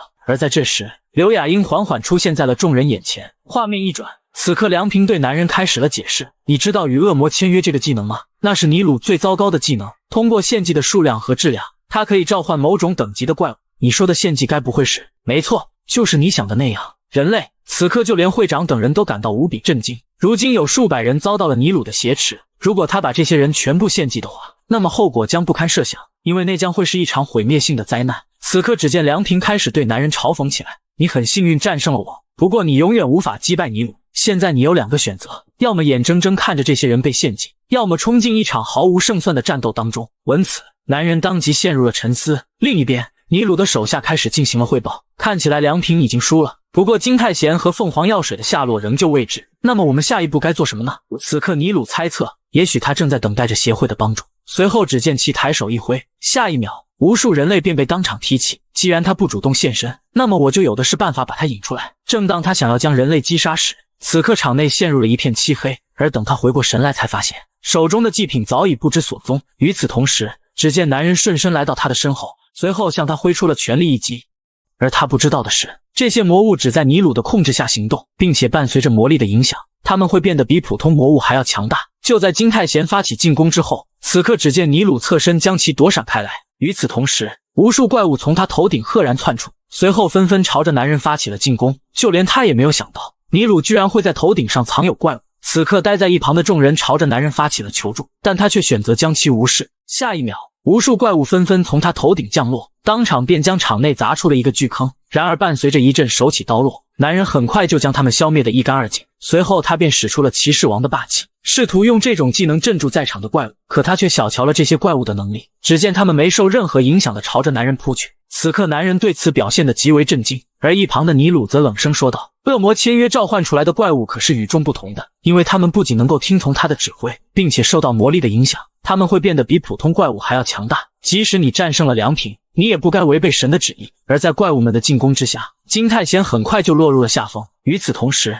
一旁的众人感到非常害怕，難道那家伙連怪物都贏不了嗎？但只有眼尖的大叔發現，多虧了男人出手相助，所以才沒有任何怪物注意到他們，並且他以一己之力挑戰着众多魔物。仔細一想，剛才他所做出的舉動，也是為了將他們轉移到安全的位置。而大叔斷定，金泰贤一開始的目的就是解救他們。聞此，眾人紛紛朝着男人高喊加油。下一秒，男人使用鎖鏈將眾多怪物牢牢捆住，隨後朝着众人示意，快把嘴閉上。光是源源不斷的怪物就已經讓他身心俱疲，更別提還有這些煩人的人質。此刻的他意識到不能再這麼下去了，於是他便朝着朴建雄示意，快點行動。與此同時，只見一道身影緩緩出現在眾人眼前，現在馬上開始。而在前不久，金泰賢剛刚解決完梁平，隨後便將全部事情告知了朴建雄。不過眼下最麻煩的是，如今的控制室內充斥着大量的怪物，如果只是對付尼魯的話，他倒是沒有太大的問題，但這會讓那些人質捲入其中，所以他不能對此坐視不管。因此男人需要他的幫助，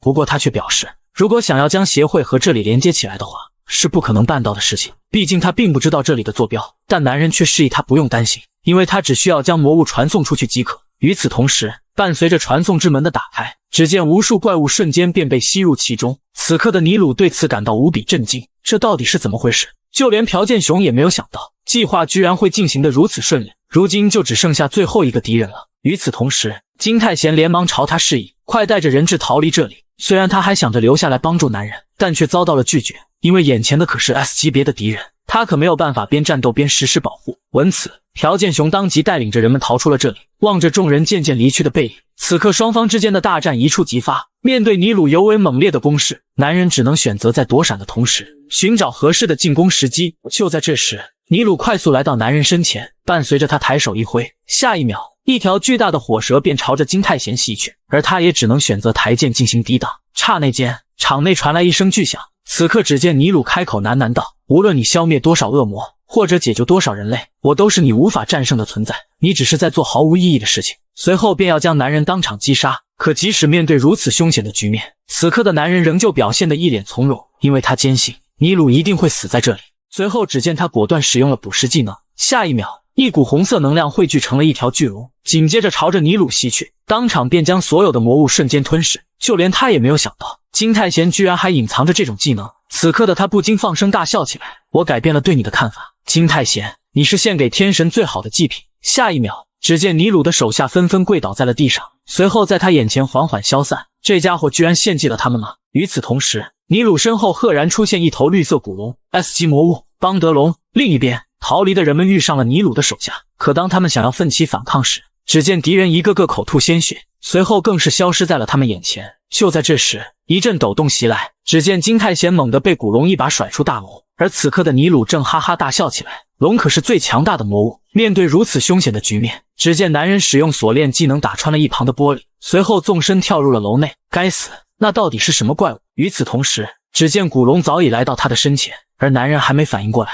就被古龍再次甩飞出去。這下你死定了，金泰賢！此刻只見男人緩緩抬起右手，正當他想要使用捕食技能時，一發龙之吐息却打斷了他的技能，伴隨着一聲巨響傳來。這時的尼魯表現得有些許驚訝，因為就連他也沒有想到金泰賢居然能在這種攻擊下存活下來。看起來我還是低估了你的實力，這種家伙居然跟自己是同一級別嗎？不過男人斷定，強制控制那種力量，他的身體一定会遭到反噬，看起來他應該將要達到極限了。只要持續拖延時間的話，那麼男人贏的勝算会很大。可沒想到，他卻一眼看穿了金泰賢的想法。拖延時間的確是一個很好的判斷，但那種小把戲對我可是行不通的。下一秒，只見他當即便控制着古龍，飛速朝着朴劍雄等人撲去。伴隨着一聲巨響傳來，整個樓層便遭到了毀滅性的打擊。另一邊，在工會的不懈努力下，他們終於打開了與東角的傳送門。而在玩家朴成鎮的帶領下，眾人紛紛踏進了面前的傳送門。與此同時，眼瞅着眾人即将遭遇古龍的襲擊，於是金泰賢奮不顧身地將其抵擋下來。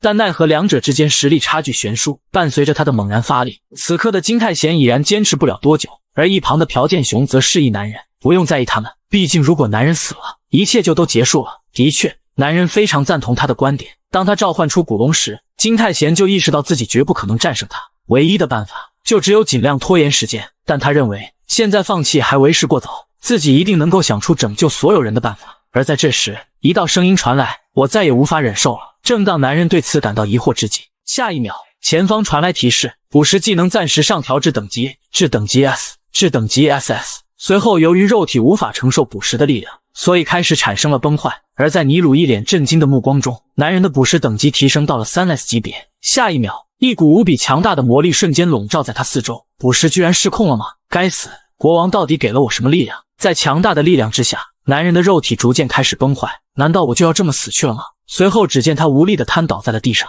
而此刻的尼魯則感到無比震驚，因為這股力量實在是太過強大了，就連使用者都無法承受住他的力量。可他為何不終止技能呢？難道是在拖延时間嗎？於是他便決定前去試探一番。然而沒想到的是，僅僅只是靠近一下，古龍的翅膀就被當場吞噬。就在尼魯一臉疑惑之際，只見一旁的金泰賢緩緩站起身來。下一秒，一頭無比巨大的魔物赫然出現在他眼前。這到底是怎麼回事？此刻金泰賢身上爆發出一股強大的氣息。你到底是誰？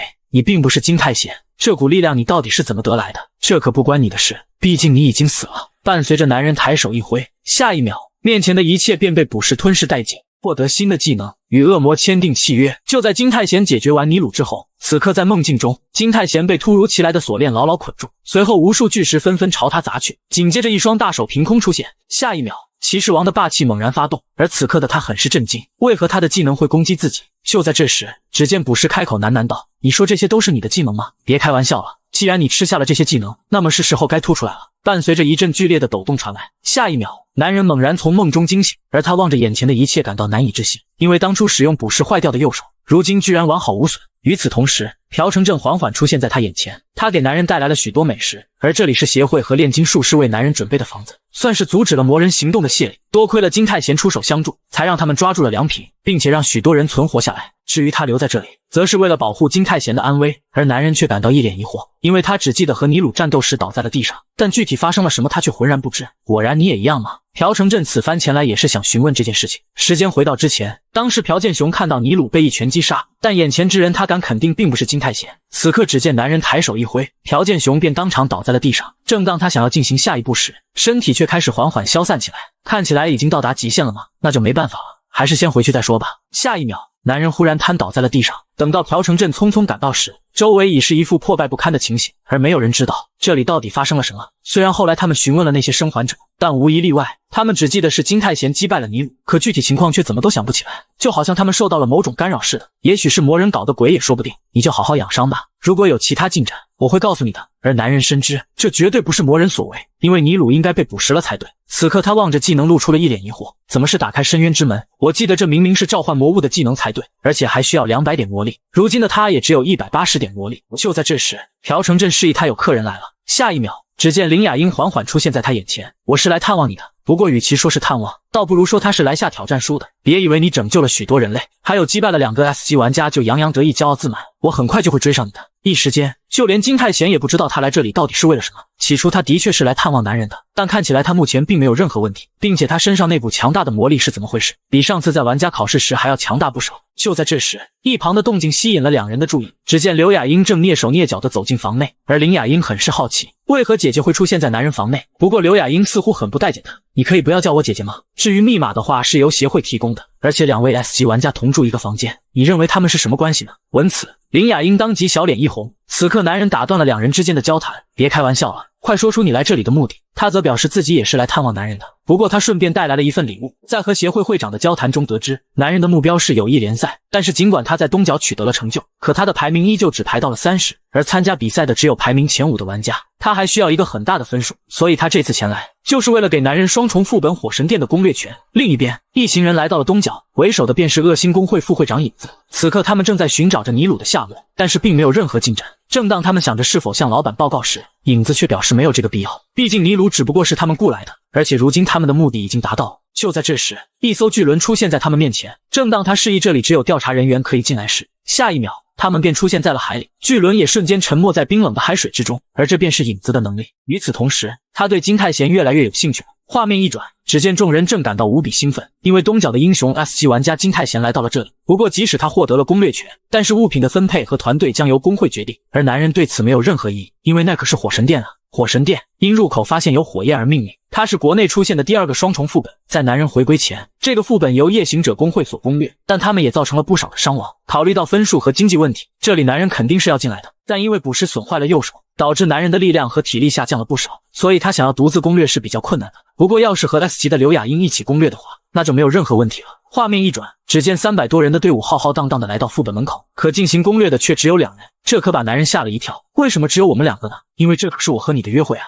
就在2人進入雙重副本之後，此刻劉雅英表現得有些許震驚，因為這裡的氛圍的確不同於普通副本。難道雙重副本都是這樣的嗎？而金泰賢則對此表示，至少他之前所經歷的天啟副本就是如此。正當他思考着應該如何下去時，下一秒，一只觸手瞬間將他拉進了洞裡。此刻只見男人迅速做出了反應，可隨後他卻當場呆愣在了原地，因為劉雅英已經解決完了眼前的魔物，就連男人都表现得無比震驚，居然僅用一擊就擊敗了魔物。與此同時，劉雅英當即便朝着洞裡的魔物發起了進攻。此刻只見一道人影閃過，下一秒，無數一級魔物竟被瞬間擊殺，看起來上次他所展示的並不是他的真正實力，難怪只需要2個人來攻略這裡。也許我應該更加努力一些才行了。不到片刻，2人很快便消滅完了所有的魔物，並来到了地底。虽然魔物的数量和質量都很高，但這些完全不是刘雅英的對手。而男人很是好奇，回歸前的劉雅英等人到底遇到了什麼，才會導致他們團隊幾乎遭到了毀滅。就在這時，只見劉雅英遞給男人一枚戒指，這是名為戰士之戒的裝備，它能夠提高使用者的力量以及耐力，這樣就能很大程度上彌補金泰賢因右手受傷而損失的戰力。而他表示，如果男人願意加入工會的話，他可以得到更多的道具。不過金泰賢卻並未當場表態。隨後只見他朝着劉雅英示意，接下來我們都需要小心謹慎一點，因為他們已經抵達了 BOSS 所在的位置。而劉雅英則对此感到無比震驚，難道這顆蛋就是 BOSS 嗎？當然，他敢肯定這顆雞蛋就是他們要找的 BOSS。正當他想着好好調查一番時，此刻劉雅英早已縱身躍下，隨後朝着巨蛋打出了全力一擊。就連男人也沒有想到，這家伙居然會如此魯莽。等到一陣迷霧散去之後，只見巨蛋早已被劉雅英當场摧毀。正當他表示雙重副本的 BOSS 居然如此不堪一擊時，下一秒一道藍光浮現，隨後前方傳來一道聲音：區區人類居然也能抵達神殿。看起來有趣的人出現了。緊接着一個巨大的身影出現在2人眼前，雙重副本 BOSS S 級魔物不死鳥，居然是不死鳥吗？此刻的2人对此感到無比震驚。不死鳥，一個被人們誤認為是永生的魔物，具有強大的再生能力以及抗魔力。就連男人也沒有想到，這次副本的 BOSS 居然會是藍色火焰的不死鳥。此刻只見不死鳥猛然朝着2人發起了進攻，而男人意識到這股力量擁有操控思想的效果。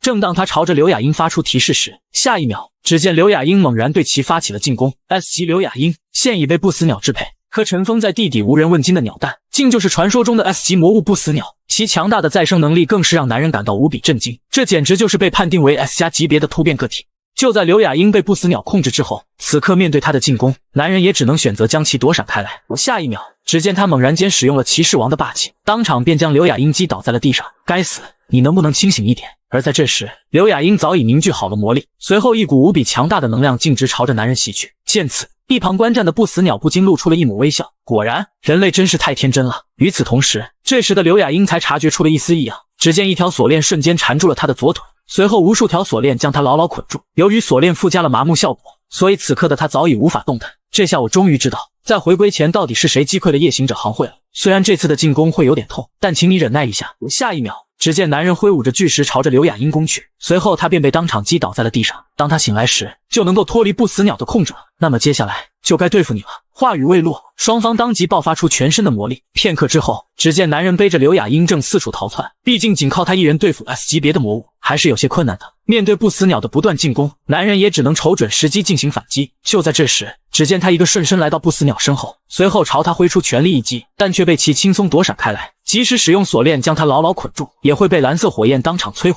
就連男人也沒有想到，這魔物居然會如此棘手。而在他愣神之際，只見不死鳥朝他噴出一道藍色火焰，幸好男人及時躲閃開來，否則後果將不堪設想。此刻的男人意識到，這絕對不是普通的不死鳥，難道會是大不死鳥嗎？大不死鳥與現有的魔物不同，它具有非常強大的力量，是傳說中的突變個體。為了突出它的強大，人類將這種魔物定義為 S 加級別。如果它真的是大不死鳥的話，那麼以男人目前的實力，根本無法摧毀它強大的再生能力，除非使用捕食技能。但他又害怕也許會和上次一樣失控。正當男人猶豫不決時，此刻劉雅英突然清醒了過來。面對眼前發生的一切，他對此感到無比震驚。於是男人耐心地向他進行了解釋。而在這時，不死鳥猛然朝着2人發起了進攻，看起來你們並不把我放在眼裡。隨後他卻露出了一臉震驚的表情，因為2人僅在片刻之間就化解了他的進攻。這次千萬別再被控制了，當然你完全不用擔心。見此，不死鳥猛然爆發出全身魔力，緊接着朝着2人撲去。而金泰賢則果斷使用了君主的心臟技能，下一秒全員的能力值都得到了提升。隨後只見劉雅英猛然揮出一槍，當場便将不死鳥的身軀打得4分5裂。接下來就交給姐姐我吧。S 級亞馬遜的霸氣暴走模式，此刻他果斷朝着不死鳥發起了進攻。所謂的暴走模式，是指所有技能都通過逆流魔力來發動，虽然它能讓技能的威力变得更加強大，但身體卻會因此受到永久性的損傷，所以很多人都不太願意使用它。就在這時，劉雅英猛然投擲出全力一槍，當場便將不死鳥的身軀擊得粉碎。與此同時，只見劉雅英順勢朝他發起了多次進攻，緊接着揮出全力一擊，將他重重地砸在了地上。伴隨着一聲巨響傳來，此刻的他已然達到了極限。隨後只見他忽然癱倒在了地上。而在這時，不死鳥強大的恢復能力發揮了作用，不到片刻，他的身軀便修復好了一半以上。正當他想要對劉雅英發起進攻時，下一秒無數條鎖鏈將他牢牢捆住。為了對抗這種強大的再生能力，男人不得不使用捕食技能。接下來就讓我來結束這一切吧。畫面一轉，此刻眾人正一臉神色凝重地望着副本入口，畢竟兩人已經進去很久了。就在這時，只見金太賢抱着劉雅英從洞口緩緩走出，隨後他便開口說道：“火神廟雙重副本攻略成功。”片刻之後，雙重副本被攻略的消息傳遍了整個國家。此刻劉雅英正一臉通紅地看着這一切，而她感到非常疑惑，為何這種隱秘的東西會被公開？原來是他的手下們不小心洩露了出去，於是他便好好教訓了一下他們。與此同時，會長剛好前來探望受傷的劉雅英。畫面一轉，兩人在外面開始閒聊起來，而會長很是好奇，在攻略副本期間，金太賢的實力到底如何？由於當時他已經昏倒在了地上，所以具體的並不知情，但可以肯定的是，他獨自戰勝了不死鳥。況且現在他已經前往了深淵。聞此，會長當即感到極為震驚，看起來金太賢擁有非常強大的力量，但劉雅英卻對此很是不解。每個人在達到一定程度之後，應該會感到自我滿足才對，可金太賢卻沒有想要停下腳步的意思，反而用盡一切手段讓自己變強。那麼他想要變強的理由是什麼呢？此刻會長陷入了沉思，應該是為了整個國家吧。在這個充滿怪物的時代中，他希望能夠保護這個國家不受怪物的入侵，這就是金太賢想要變強的理由。但劉雅英卻並不這麼認為。另一邊，在深淵深處，此刻周圍早已屍橫遍野，眼前之人便是深淵的大 boss 吸血鬼之王，等級不明，而他剛剛賜予了男人力量，得到我們家族力量的感覺如何？當然，我能感覺到自己擁有无比強大的力量。Z 國頂級獵人張凌風。畫面一轉，金太賢來到了深淵，而這還是他回歸後第一次來到這裡。此刻面前的男人向他打起了招呼：“我是世界玩家協會的成員，負責深淵第22區的級玩家保羅貝克。”隨後他便帶着金太賢參觀了一下深淵內部。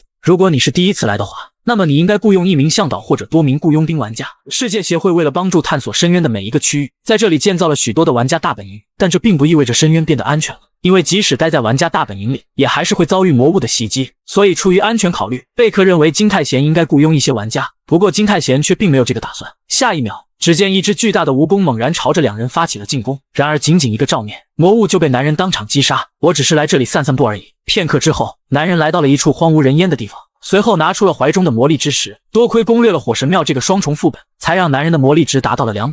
如今的他終於可以使用這個技能了，但他很是不解，為何技能會發生如此巨大的改變，並且只能使用一次？難道是受到了捕食的影響嗎？不過這一切應該很快就會得到答案。伴隨着他一把捏碎魔力之石，下一秒與惡魔簽約技能發動，緊接着一個巨大的骷髏之門赫然出現在他眼前。接下來就讓我來看看門的後面隱藏了什麼吧。隨後只見他緩緩踏入深淵之門，而在這時他卻露出了無比震驚的神情，因為一座巨大的城堡赫然矗立在他面前。正當他對此感到非常疑惑時，下一秒只見3道身影瞬間出现在他身後，於是他便立刻進入了作戰準備。看起來危險的東西應該指的就是你吧？而男人一眼就認出這是傳說中的魅魔。魅魔吞噬男人的生命，能夠制造幻覺和使用精神控制。可魅魔應該普遍都是 B 級魔物才對，難道他們會是簽約的目標嗎？如果是這樣的話，那麼我只需要將他們擊敗就行了。下一秒，只見男人猛然朝着他們攻去，但卻被其輕鬆躲閃開來。與此同時，魅魔當即便使用了技能幻覺，一瞬間，男人便當场呆愣在了原地。正当他們為此感到沾沾自喜時，此刻男人猛然對其發起了進攻，緊接着使用騎士王的霸氣，當場就將他們打得毫無還手之力。而技能之所以对他無效的原因，完全是因為他使用了不可思議的力量將其抵擋下来。那麼接下來就讓我們進行簽約吧。想要與惡魔進行簽約，就必須達成2個條件中的一個，其一便是交出惡魔想要的物品，第二則是用強大的力量讓他臣服。正當他想要與惡魔進行簽約時，下一秒前方傳來提示，該惡魔並非簽約目標。聞此，男人當即感到無比震驚。就在這時，只見無數魅魔將他團團圍住。看起來你並不是一個簡單的人物，也許你會成為獻給女王最好的禮物。大魅魔 S 加級別。另一邊，女王的手下正朝着他匯報情況。目前已經有1人潛入了城堡。人類嗎？這可真是太有趣了。與此同時，面前2位魅魔攔住了他的去路，緊接着便朝他發起了進攻，而男人當即便選擇後仰將其躲閃開來，隨後使用騎士王的霸氣。下一秒，一股強大的力量瞬間便将他們震飛100米開外。此刻金太賢終於能夠喘口氣了，而他意識到，如果這些魔物都不是簽約目標的話，那麼就只剩下最後一個可能，被魅魔們稱為女王的存在。就在這時，只見面前的女僕正一臉平靜地說道：“女王正在等候着你。”畫面一轉，金太賢來到了女王房內。此刻只見女王開口喃喃道：“歡迎來到我的宮殿，我是所有魅魔的母親，女王羅莎莉亞。”與此同時，前方傳來提示，與惡魔簽約目標出現。看起來我果然猜的沒錯，他就是這次簽約的目標。當然，他對此表示肯定。而下一秒，男人卻感到無比震驚，因為惡魔居然使用了人類的語言，這並沒什麼大不了的。身為人類的你，不是也能聽懂魔物之間的語言嗎？不過話說回來，你來這裡是為了什麼呢？權力、財富還是名望？都不是，我來這裡是為了與惡魔簽訂契約。聞此，女王當即哈哈大笑起來：“你可真有膽量來到這裡，不過玩笑開大了。可是會付出生命代價的。深淵公爵魅魔女王羅莎莉亞，等級不明。下一秒，無數觸鬚紛紛朝着男人襲去，而男人當即便使用了騎士王的霸氣，隨後两股強大的能量相互碰撞在了一起。接下来，我会用力量讓你屈服的。此刻面对女王的进攻，只見男人从容地使用短刀進行抵擋。就在这时，金泰贤猛然纵身跃向空中，隨後使用石化技能朝着女王攻去。可下一秒，男人所有的技能卻突然失效。而在這時，只見女王打下一記響指，緊接着眼前的場景發生了巨大的改變，就連男人都對此感到無比震驚。這裡居然出現了城市，而在他愣神之際，只見他瞬間便墜入了大海之中。此刻他才意識到自己陷入了女王的幻覺之中，可他非常不解，女王到底是何時使用的幻覺？什麼時候嗎？當然是從一開始啊！該死，這下糟糕透了。就在金泰賢意識到自己身處在幻覺之中時，下一秒他卻突然出現在了小時候的記憶當中。那時候的他天天吵着要當覺醒者，因為那樣就能夠讓爸媽過上更好的生活了。但兩人最大的願望就是希望他能夠健健康康的長大。正當他回憶着這份美好時刻時，下一秒一場車禍降臨在他身邊，父母去世時的場景再次出現在他眼前。與此同時，一旁的動靜引起了他的注意，那是一段不堪回首的回憶。沒有覺醒天賦的他整日忍受着別人的欺負，最終淪為隊伍中的打雜挑夫。而他深刻意識到，他對別人沒有任何幫助，並且幫助過他的人都會遭受到不幸。於是他選擇離開了遺父遺母。母親曾希望他能夠獲得幸福，但想要獲得幸福，就必須擁有力量。就在這時，身體檢測到女王的催眠技能並進行抵抗，但卻以失敗告終。此刻男人的整體數據下降，所有技能都變得無法使用，唯獨只剩下捕食。下一秒，男人果斷發動了捕食技能。另一邊，此刻女王正饒有興致地看着這一切，這家伙居然能夠在這種情況下生存下來。但他還是發現了不太對勁的地方，眼前的金泰賢似乎年齡更大一下，他們似乎是同時存在的，不過有一段的記憶卻有所不同。難道這其中隱藏着什麼秘密嗎？正當他接着往下看時，此刻只見一道人影緩緩出現在他眼前，而他卻感到無比震驚，居然是陛下。與此同時，捕食技能瞬間籠罩在他四周，不到片刻便將他拉回了現實。而這時的金泰賢早已順身來到他的身後。作為一個女王來說，偷看別人的記憶可是一個相當糟糕的愛好啊！我再說最後一次，羅莎莉亞，接受簽約吧。而他卻表現得非常平靜，沒想到你居然逃出了我的幻覺，不過你可沒辦法將我擊殺。此刻只見他伸出觸手將男人牢牢捆住，隨後他便開口喃喃道：我願意接受契約。緊接着一口咬在了男人的肩膀之上。就在這時，前方傳來窗口提示：條件達成，締結召喚契約，與惡魔簽約，名字變更為女王的男人，技能等級重新調整，獲得新的技能完全催眠，魅力數值得到提升。此刻只見他朝着男人緩緩說道：你就好好睡一覺吧。被王選中的男人。此刻金泰賢忽然從夢中驚醒，這時的他才發現自己來到了玩家區域。難道是羅莎莉亞將我送回這裡的嗎？望着眼前一個個新獲取到的技能，此刻的他感到無比震驚。如果在友誼聯賽中召喚出羅莎莉亞的話，那麼即使是對付國家級別的玩家也沒有任何壓力。不過那家伙為何會突然改變想法呢？再加上他最後說的一句話，被王選中的男人，難道他也認識國王嗎？就在這時，一旁的貝克朝着男人表示，要不你還是僱傭一名向導吧，但卻遭到了他的拒絕。畢竟事情已經結束了，如今他也該回家了。畫面一轉，此刻劉雅英剛辦理完出院手續，只見一行人正朝着他緩緩走上前來。會長，恭喜你出院了。說話的此人便是夜行者行會的魔法師以及玩家鄭漢秀，而他為劉雅英帶來了2個消息。玩家金泰賢已經從深淵深處回來了。雖然劉雅英對此感到有些驚訝，但畢竟那可是被稱為 S 級玩家墳墓的地方，就算是金泰賢也不可能獨自進行探索。不過金泰賢的回歸並不算是問題，問題是現在去見他的人，他是4大行會之一溫塞米羅的首領玩家全康赫。畫面一轉，只見全康赫突然出現在了男人面前，讓我們開始戰鬥吧。隨後便緩緩朝着金泰賢走去。全康赫，他是4大行會之一的會長，擁有最強坦克之稱的他，曾獨自與魔物戰鬥高達10個小時左右，最終消滅了數百只魔物。而他最出名的事件，便是通過決鬥強制讓人加入工會。就在這時，一旁的金秘書當即便制止了他的行為。你能不能收斂一點？再這麼下去，你可是會連深淵都無法進入。隨後便朝着男人開始了解釋，其實他們是來邀請金泰賢加入工會的。如果金泰賢表示要加入的話，那麼不用進行決鬥也是可以的。這不就意味着不想加入的話就必須進行決鬥嗎？當然，不過他認為加入工會對他來說是個不錯的提議，因為他深知男人已經準備參加友誼聯賽了，而他們是4大工會中探索深淵進度最多的工會，不僅擁有眾多的地牢資源，還能對深淵探索提供幫助。如果金泰賢願意加入的話，那麼足以彌補他貢獻值不夠的問題。聞此，男人當即陷入了沉思。而在這時，一旁的會長卻示意他不用再說下去了。如果這麼容易就讓他加入的話，他早就加入某個工會了。此刻只見男人開口喃喃道：我改變主意了，就用你自己的方式來解決問題吧。贏的一方可以得到想要的東西，當然這正合我意。畫面一轉，此刻一處體育場內早已人山人海，他們都非常期待着金泰賢和全康赫之間的對決。就在這時，一道身影吸引了他的注意，原來是金記者。於是男人一把將他拉到了身前，好久不見了，新記者，我們在玩家考試時見過面對吧？當然，他對此表示肯定。隨後只見男人朝着眾人表示，接下來的問題就由他來回答了，因為他必須參加決鬥去了。緊接着便轉身離開了這裡。片刻之後，男人緩緩走上了舞台。此刻只見全康賀開口喃喃道：“我還以為你會因害怕而不來了呢。”而男人則霸氣地回應道：“還廢什麼話，讓我們開始戰鬥吧。”此刻一旁的崔姐說給大家說明了決鬥規則，勝利的條件只有一個，那就是擊敗對方。話語未落，雙方便爆發出了強大的魔力。與此同時，只見金泰賢率先使用騎士王的霸氣朝他攻去。如今這個技能的威力已經得到了大大的提升，即使是 S 級別的玩家也能將其制服。但顯然，這個技能對他不起任何作用。不過他還是對男人進行了誇讚，做得不錯。下一秒，只見他一個瞬身來到男人身後，獵豹般的速度甚至讓金泰賢還沒反應過来。緊接着他猛然揮出全力一擊，強大的威力宛如猛虎撲食一般，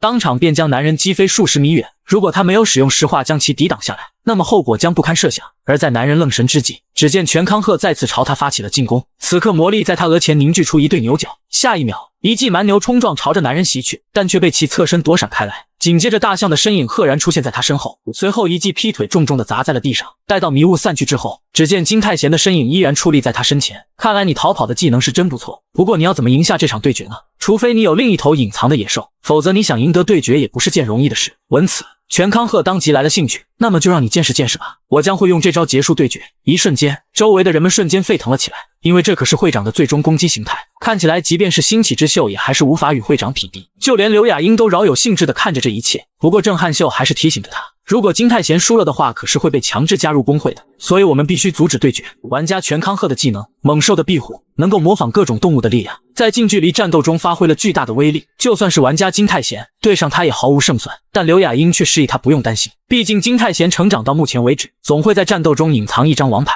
下一秒，只見全康賀使出全力朝着男人攻去，而他卻表現得一臉從容。就在交手的一瞬間，此刻所有人都感到无比震驚，因为全康賀居然跪倒在了地上，就連他自己都感到无比疑惑，看起來是我贏了呢。望着場內發生的一切，此刻在場眾人都感到無比震驚，攻略過上百個地牢的會長居然會自己下跪。很顯然，他們並不相信眼前發生的一切，他們都認為金泰賢是使用了某種手段。這時只見金泰賢望向全康賀，果然是擁有最強坦克之稱的男人，近距離戰鬥下他根本毫無勝算，如果不是男人在最後關頭使用了催眠技能，這場對決的勝者肯定是他。而此刻的全康賀正感到無比憤怒，沒想到他居然會使用精神控制技能，是我大意了。隨後他便朝着眾人高喊，安靜下來，我不知道他使用了什麼技能，但我承認是我輸了，如果你是工會中的一員，就乖乖認同這個結果。此刻一旁的劉雅英正興致勃勃地看着這一切，看起來她被金泰賢打得非常氣憤了。話說回來，僅一瞬間，全康賀那家伙居然就跪下來，他果然還有隱藏的技能。金泰賢，真正的你每次都會讓我大吃一驚。此刻只見金泰賢緩緩伸出了右手，這是一場很好的比賽。而在這時，全康賀向他提出了心中的疑惑，難道你從一開始就打算這樣做嗎？的確，從某種程度上來說是的，雖然他很是無奈，但畢竟承諾就是承諾。那麼說出你最想要的東西吧，數之不盡的財富還是獨一無二的道具？都不是。迷宮米諾塔羅斯，我想要參與那裡的攻略。另一邊，部長得知此事之後感到無比震驚，因為迷宮米諾塔羅斯可是接近深淵入口的副本，正如它的名字一樣，那裡充滿着無數的陷阱和複雜的空間，所以必須帶着具有感知能力的人前往那裡。許多進行攻略的工會和 S 級玩家都以失敗告終。目前不可分割工會擁有迷宮的攻略權，並打算秘密進行攻略。可金泰賢玩家是怎麼得知此事的？這樣不會出問題嗎？當然，會長還是感到有些不安的，畢竟你永遠不知道在深淵裡會發生什麼。但如今他們能做的，也就只有相信金泰賢了。不過他最擔心的倒不是副本難度，而是人。但願我的多想不會成為現實。就在這時，一旁的屏幕傳來緊急通知，櫻花國玩家協會聯繫了我們。是什麼急事？東點的事應該早就解決了才對。聖女向金泰賢發出了邀請函。聞此，會長當即感到極為震驚。畫面一轉，在協會地下大型門管理處，此刻金秘書正在清點着人數，參與迷宮攻略人數共有100人，全員到齊。隨後在會長的帶領下，眾人緩緩朝着迷宮入口前進。片刻之後，伴隨着一聲巨響傳來，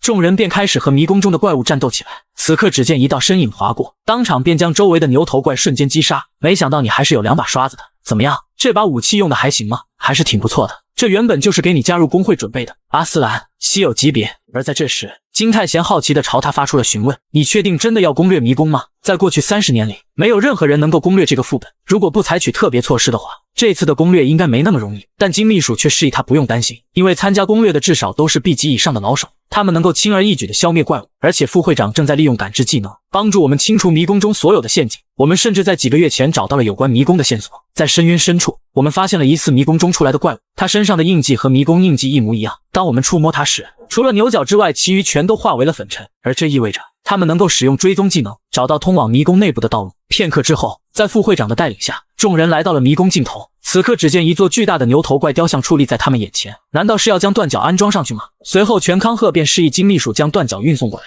到目前為止，這裡發生的一切都與回歸前一模一樣。突襲隊找到了迷宮盡頭，並使用了牛頭怪的斷角，但那之後發生了不好的事情。與此同時，只見會長當即便將斷角安裝了上去，下一秒，雕像居然緩緩消散開來，緊接着便變成了森森白骨。而當他們回過神來，才發現他們已經身處在了陌生的環境之中。果然發動了嗎？空間轉移陷阱。此刻惡星公會副會長影子得到信息，金太賢那家伙也加入了迷宮探索隊吗？的確，現在應該怎麼辦呢？只要您下令，我馬上就会停止作戰計劃，但卻遭到了影子的拒絕。潛入探索隊的 S 級魔人共有5人，算上 A 級魔人就有20個了。金太賢和全康贺就算他們再厲害，能力也是有限的。難道你不想看看他們是怎麼死的吗？另一邊，這時的米蘭達正向大家做着自我介紹，可下一秒，金太賢卻是猛然一腳將其當場踹飞。少在那裡胡扯啊！該死的魔人，他的真實身份正是 S 級魔人彌勒娜。此刻 B 級玩家朴星后感覺天都塌了，他原以為金太賢和會長一樣是值得尊敬的人物，可沒想到他居然會對自己的同伴出手。你不用擔心，他可是魔人啊。然而他卻根本聽不進男人的話，隨後更是掏出武器朝着金太賢發起了進攻。正當他準備搀扶起彌勒娜時，下一秒，只見他猛然揮出一拳，重重地砸在了他的臉上。惡心的臭豬，你居然敢碰我！與此同時，只見2位魔人率先朝着金太賢發起了進攻，但卻被其一個瞬身躲閃開來，而他很是意外，沒想到魔人竟然有3個，早知道我就記一下那些路人的名字了。此刻只見彌勒娜疑惑地說道，我在公會裡隱藏這麼多年都沒被人發現，可你到底是怎麼發現的呢？而金太賢則是一臉平靜地回答道，放心，你的演技沒有任何問題，只不過我是從未來穿越過來的人。不過顯然他並不相信男人的說辭，聽說你跟劉雅英關係還不錯，難道是夜行者那邊發現了什麼嗎？不過無論怎樣都無所謂，因為你今天必須死在這裡。此刻面對3人的連續進攻，只見金太賢游刃有餘地進行着閃躲，隨後使用鎖鏈技能重創了2人。與此同時，彌勒娜一發利爪徑直朝他襲去，於是他連忙揮劍將其抵擋下來。而這時的彌勒娜卻表現得無比震驚，因為她的魔女利爪可是會散發出讓人進入異常狀態的毒素，然而這似乎對金太賢並沒有任何效果。就在這時，只見金太賢猛然間使用了騎士王的霸氣，很可惜，你的毒素對我不管用。下一秒，一股无形之力瞬間作用在他身上，當場壓得他無法動彈。隨後金太賢對他使用了技能完整催眠，你們到底有多少人潛伏在隊裡？快說出你們潛伏的目的。潛伏的人員包括5個 S 級在內，一共有20人。我們的目的是讓你們無法成功攻略迷宮，以及除掉工會會長全康賀。此刻金太賢陷入了沉思，5個 S 級魔人嗎？可他記得回歸前明明只有3個才對，就像傳送門那時一樣，未來正在逐漸發生改变。難道是因為我嗎？既然知道了他們的目的，我們就先去跟全康賀玩家會合吧。雖然看起來像是完全不同的空間，但這裡終究是迷宮的一部分。那麼在某一處肯定有連接其他空間的通道，因為通道連着無數個空間，所以沒辦法馬上到達目的地，但只要一直穿過通道，就肯定會遇到全康賀玩家的。而在這時，朴星后提出了心中的疑惑，既然你早就知道這件事，那麼為什麼不早點向大家公布呢？我已經說過了，信不信由你，但全康賀他知道這件事。另一邊，面對副會長的背叛，此刻的會長仍舊是一副難以置信的神情，可當他們即将朝着秘書發起進攻時，他卻是迅速擋在了他的面前。與此同時，眾人紛紛發動能力朝着會長襲來，見此，全康賀當即爆發出全身魔力，下一秒，霸王龍的攻擊形態便出現在众人眼前，僅僅一擊就將他們當場擊飛。待着別動，你可不是那些家伙的對手。就在這時，副會長的聲音響起，全康賀，如今你已經自顧不暇了，一直以來我都在隱藏實力，在場所有人當中至少有4個 S 級，剩下的全是 A 級，大家都是為了除掉你才會來到這裡的反派公會精銳成員，看起來你們準備的可真充分了，沒想到我還會有看走眼的時候，這可是我們反派公會準備了很多年的計劃，你怎麼可能察覺得到呢？就在這時，全康賀突然露出了一抹微笑，該死，還真讓金太賢那家伙說對了，你們都是魔人，甚至是為了除掉我才來到這裡的。聞此，副會長當即感到無比震驚，他居然知道我們的計劃。不過比起這個，為什麼他都告訴你了，你卻沒有採取任何計劃？身為工會會長，怎麼可能輕易相信毫無根据的事情？與此同時，只見副會長猛然朝着會長襲去，而全康賀卻表現得非常無奈。我只是說不會懷疑同伴，可這並不代表我會乖乖挨揍啊！伴隨着全康賀揮出無比兇猛的一拳，當場就將副會長擊飛數十米之遠。猛獸的壁虎，遠古巨龍形態。此刻他回想起了金太賢跟他說過的話，我都已經告訴過你所有信息了，這樣你也不除掉他們嗎？而他卻對此做出回應，你該不會以為我的實力只是你看到的那樣吧？放心好了，我只說過會相信隊友，但並不代表我會乖乖挨揍。與此同時，金太賢和朴星后2人也終於來到了他們面前。所以你接下來打算怎麼辦呢？還能怎麼辦？暫時只能選擇撤退了，說不定這裡還有其餘的魔人，而且我們已經達到了迷宮盡頭，卻依然沒有看到迷宮的 BOSS。雖然有點不甘心，但在遭受更大的損失之前，只能先以順利離開這裡為目標了。對不住了，金太賢，如果我聽從了你的勸告，也就不會發生這種事了。你知道就好。雖然沒得到功績值還浪費了時間，但這是最正確的選擇。畢竟關於迷宮攻略，他了解的信息都很片面。如果在這裡讓未來發生更多的變化，就不知道會出現什麼變數了。而在這時，秘書突然問起，其他空間沒有魔物或陷阱嗎？聞此，金太賢忽然感覺心頭一顫。如果是普通的空間轉移陷阱，被轉移的空間應該到處都是陷阱和魔物，可他們走過的只是各種空間，對玩家根本構不成威脅。如果沒有魔物和陷阱，那麼回歸前全康贺是怎樣遇上迷宮 BOSS 的？就在众人思考之際，此刻天空中一道巨大的黑影赫然出現在众人眼前。迷宮米諾陶洛斯的 BOSS， 大牛頭人女王 S 加級別，難道他就是迷宮的 BOSS 嗎？怎麼偏偏在這個時候出現？此刻所有人都感到無比震驚。下一秒，只見他猛然朝着眾人發起了進攻。見此，金太賢和全康賀果斷使用能力朝他襲去。就在這時，只見 BOSS 手中的法杖爆發出一陣強烈的光芒，隨後一只巨大的牛頭獸骨赫然出現在他們下方。被大牛頭人女王的力量復活的牛頭王，等級 S。此刻兩人都當场愣住了，怎麼這時候又出來一個 S 級別的魔物？與此同時，無數只牛頭巨獸紛紛從地底復甦。隨後一道聲音響起：在我們迷宮裡徘徊的人們啊，妨礙我們休眠的人們，不要擔心，走進來吧，你們的敵意和惡意我都會承受的。此刻面對魔物的團團包圍，只見會長率先揮出全力一擊，強大的威力當場便將牛頭巨獸瞬間擊碎。與此同時，金太賢使用鎖鏈技能進行輔助。下一秒，只見會長口中凝聚魔力，隨後一發龍之吐息徑直朝着魔物襲去，不到片刻便將所有魔物燃燒殆盡。正當兩人以為徹底將他們解決時，此刻他們卻露出了無比震驚的神情，因為牛頭巨獸居然擁有驚人的再生能力。